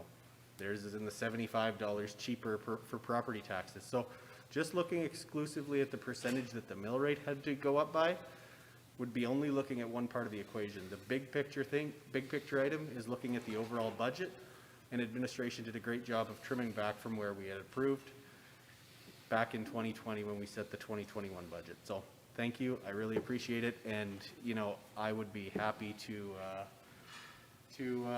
approve this at this, well, not at this time, I'll let everyone have a chance to speak, but I'm just happy to get to this point at this time, and especially even providing a level of relief that you're not seeing in a lot of other municipalities, because we do have a later penalty date this year than we have in past years. So we are scaling it back from the very, very far out that we had last year to something that is less than that, but it's still more relief than we've had in the past. So there's a little bit more time to pay. So thank you. Thanks, Councillor. Any other comments, discussion? I know we go through this, oh, sorry. Go ahead, Councillor Dychak. No, sorry, Your Worship, I'm slow on raising my hand here. Yeah, I just wanted to build on a comment I think that Councillor Torson raised, and that community and economically, we're in a better spot than we were a year ago. Unemployment rate's gone from 8.5 down to 6 point something. So that's headed in the right direction. In fact, we're seeing labor shortages beginning to emerge within our community. General laborers, there's a demand for it and not a sufficient supply for it. We're seeing Class 1 drivers, there's a need for them, and that's probably across Western Canada, not just in our area as well. And so as we look at the economy, we're seeing recovery in a lot of areas. We're seeing development within our own community as well. And a real important element in my mind, I guess, is as we look at paying taxes, it's one of those things where you have to do, but it's a lot easier when you're working. And I think part of what we've seen in terms of what's coming around the corner for the economy in our community, that piece is building on some solid foundation that exists. I think this budget, as Councillor Torson has outlined, is one that really allows us to sort of hold the line and not really put more pressure on people in terms of where they're at. So I think the effort and work that's gone into it is important to recognize, and I think we're headed in the right direction. Any further comments? I'll try and bring this back around one more time, because I think this is, for the council members that are in their second term here, this is something we face year after year for the new councillors. It's a challenge, because people often say, what have you done with my taxes? And as I look at this, the municipal levy, the first thing I remind people is about 66 to 70% of their tax that they pay the city actually remains in the city, directly with the city to provide services and the items that we enjoy each and every day. The portion we collect for the province, for schools and education levy, the seamless education levy, goes to the school boards. Yet, people remind me regularly how much their tax bill was, and the discussion that I often have with taxpayers is, that's true, we did collect, and we collected it for the province for free. That's one of the challenges we as a municipality have. But I remind those people that they did pay $4,227 and change, but in essence, 66% of that remained with the city to provide the services that they have. So I do appreciate every tax bill. I do. It doesn't matter how big or how small it is.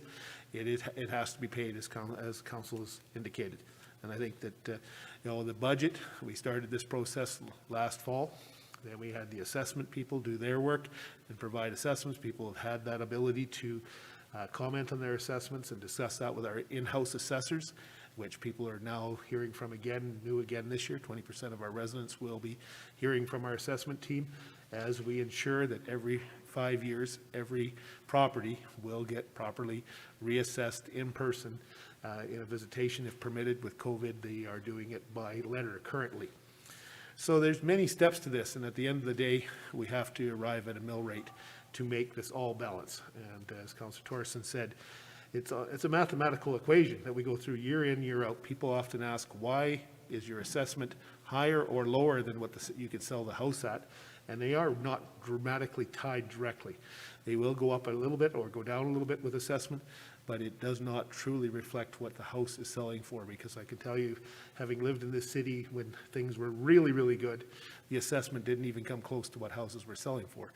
And now we've seen somewhat of the other side the last 5 years, the challenges that our community has experienced, being resource-based and resource-driven, and the effects of a major downfall in the resource industry. So this is confusing times for individuals, and as we talked about, it is challenging times, but Councillor Diachuk and I did attend a call last week with the Economic Recovery Task Force and some local businesses, and it was good to hear that there is demand for labor. Work is out there. Businesses are starting to pick up. Not every business is in great shape, but we'll work through our economic development team to continue to help provide the information they need, help lead businesses as best as we can with helping hands, helping them pivot to a digital world, because this last 15 months have been challenging for everybody, and I think we've seen that. And what we've got today is where we're going to need to go for this year. And we'll start this process again in the fall, because administration will be soon starting the budget for next year, because this just doesn't happen overnight. And I think people need to realize that there's a long-term vision for our city, growth and prosperity, and it will take time.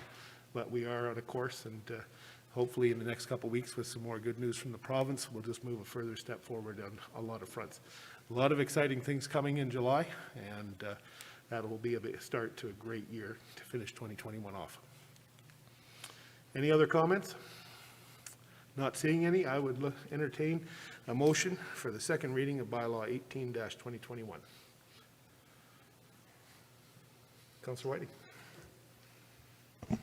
I move that council grant second reading to bylaw number 18-2021, mill rate and taxable assessment bylaw. Thank you. Seconder, Councillor Torson. Thank you very much. Any further discussion on the second reading of the bylaw? Not seeing any, I'll call for the question. All in favor? Opposed? Carried. I also move that council grant third and final reading to bylaw number 18-2021, mill rate and taxable assessment bylaw. Thank you. Seconder, Councillor Diachuk. Thank you very much. Is there any further discussion to the third reading? Not seeing any. All in favor? Opposed? Carried. Thank you very much, City Clerk. Moving on to number 9, Mayor and Council reports. I don't have anything to report directly. A lot of activity is going to be taking place in the next couple of weeks in our city. A lot of drive-throughs. I think, not to steal any thunder, but Rib Fest is coming up here on Father's Day. We've got Father's Day coming up. I'm just trying to think what other events are going on in the community. Councillor Torson. Thank you, Your Worship. As part of my official deputy mayor duties, which I've had to do one thing in the past month, which, go somewhere. Let me do something. Come on, man. No, as part of my duties, I went and brought greetings on behalf of council to the Biking for Breakfast event. I believe that's what it's called. Anyway, I have to tell you how impressed I was with that group and their challenge that they took on of raising the funds that they did, as well as the challenge of biking to Tufnell, Saskatchewan, which I had to look up on Google, and Wikipedia told me 2 things. One is that there's like a YouTube guy who's from there, or maybe he's just a social media guy, and other than that, it was originally named Fountain and changed back in 1909. So that's all you need to know about Tufnell. Anyway, I just thought, that group, I was so amazed by the fact that they raised $265,000 in, a little over a month. And, the amount of community support that went into that and the individuals doing the work and the corporate support that came with it, I just was really blown away and impressed by that. Thank you. Any other reports from council members?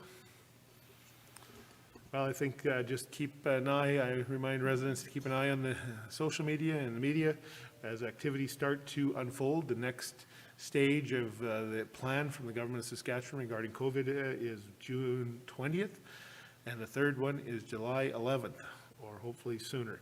But we'll see where that goes. But certainly June 20th, there'll be another movement again, and then come July 11th, and a lot of activities planned in the city that week, that's for sure. So stay tuned for further announcements. With that, is there any other matters that this council needs to deal with at this time? Not seeing any. I will look for inquiries from the media. Thank you, Worship. And today we have an interview request for yourself, Mayor Albertson, and Councillor Robertson. Thank you very much. With that, I'll look for a motion to recess. Councillor Diachak, seconded by Councillor Fagnan. All in favor? Opposed? Carried.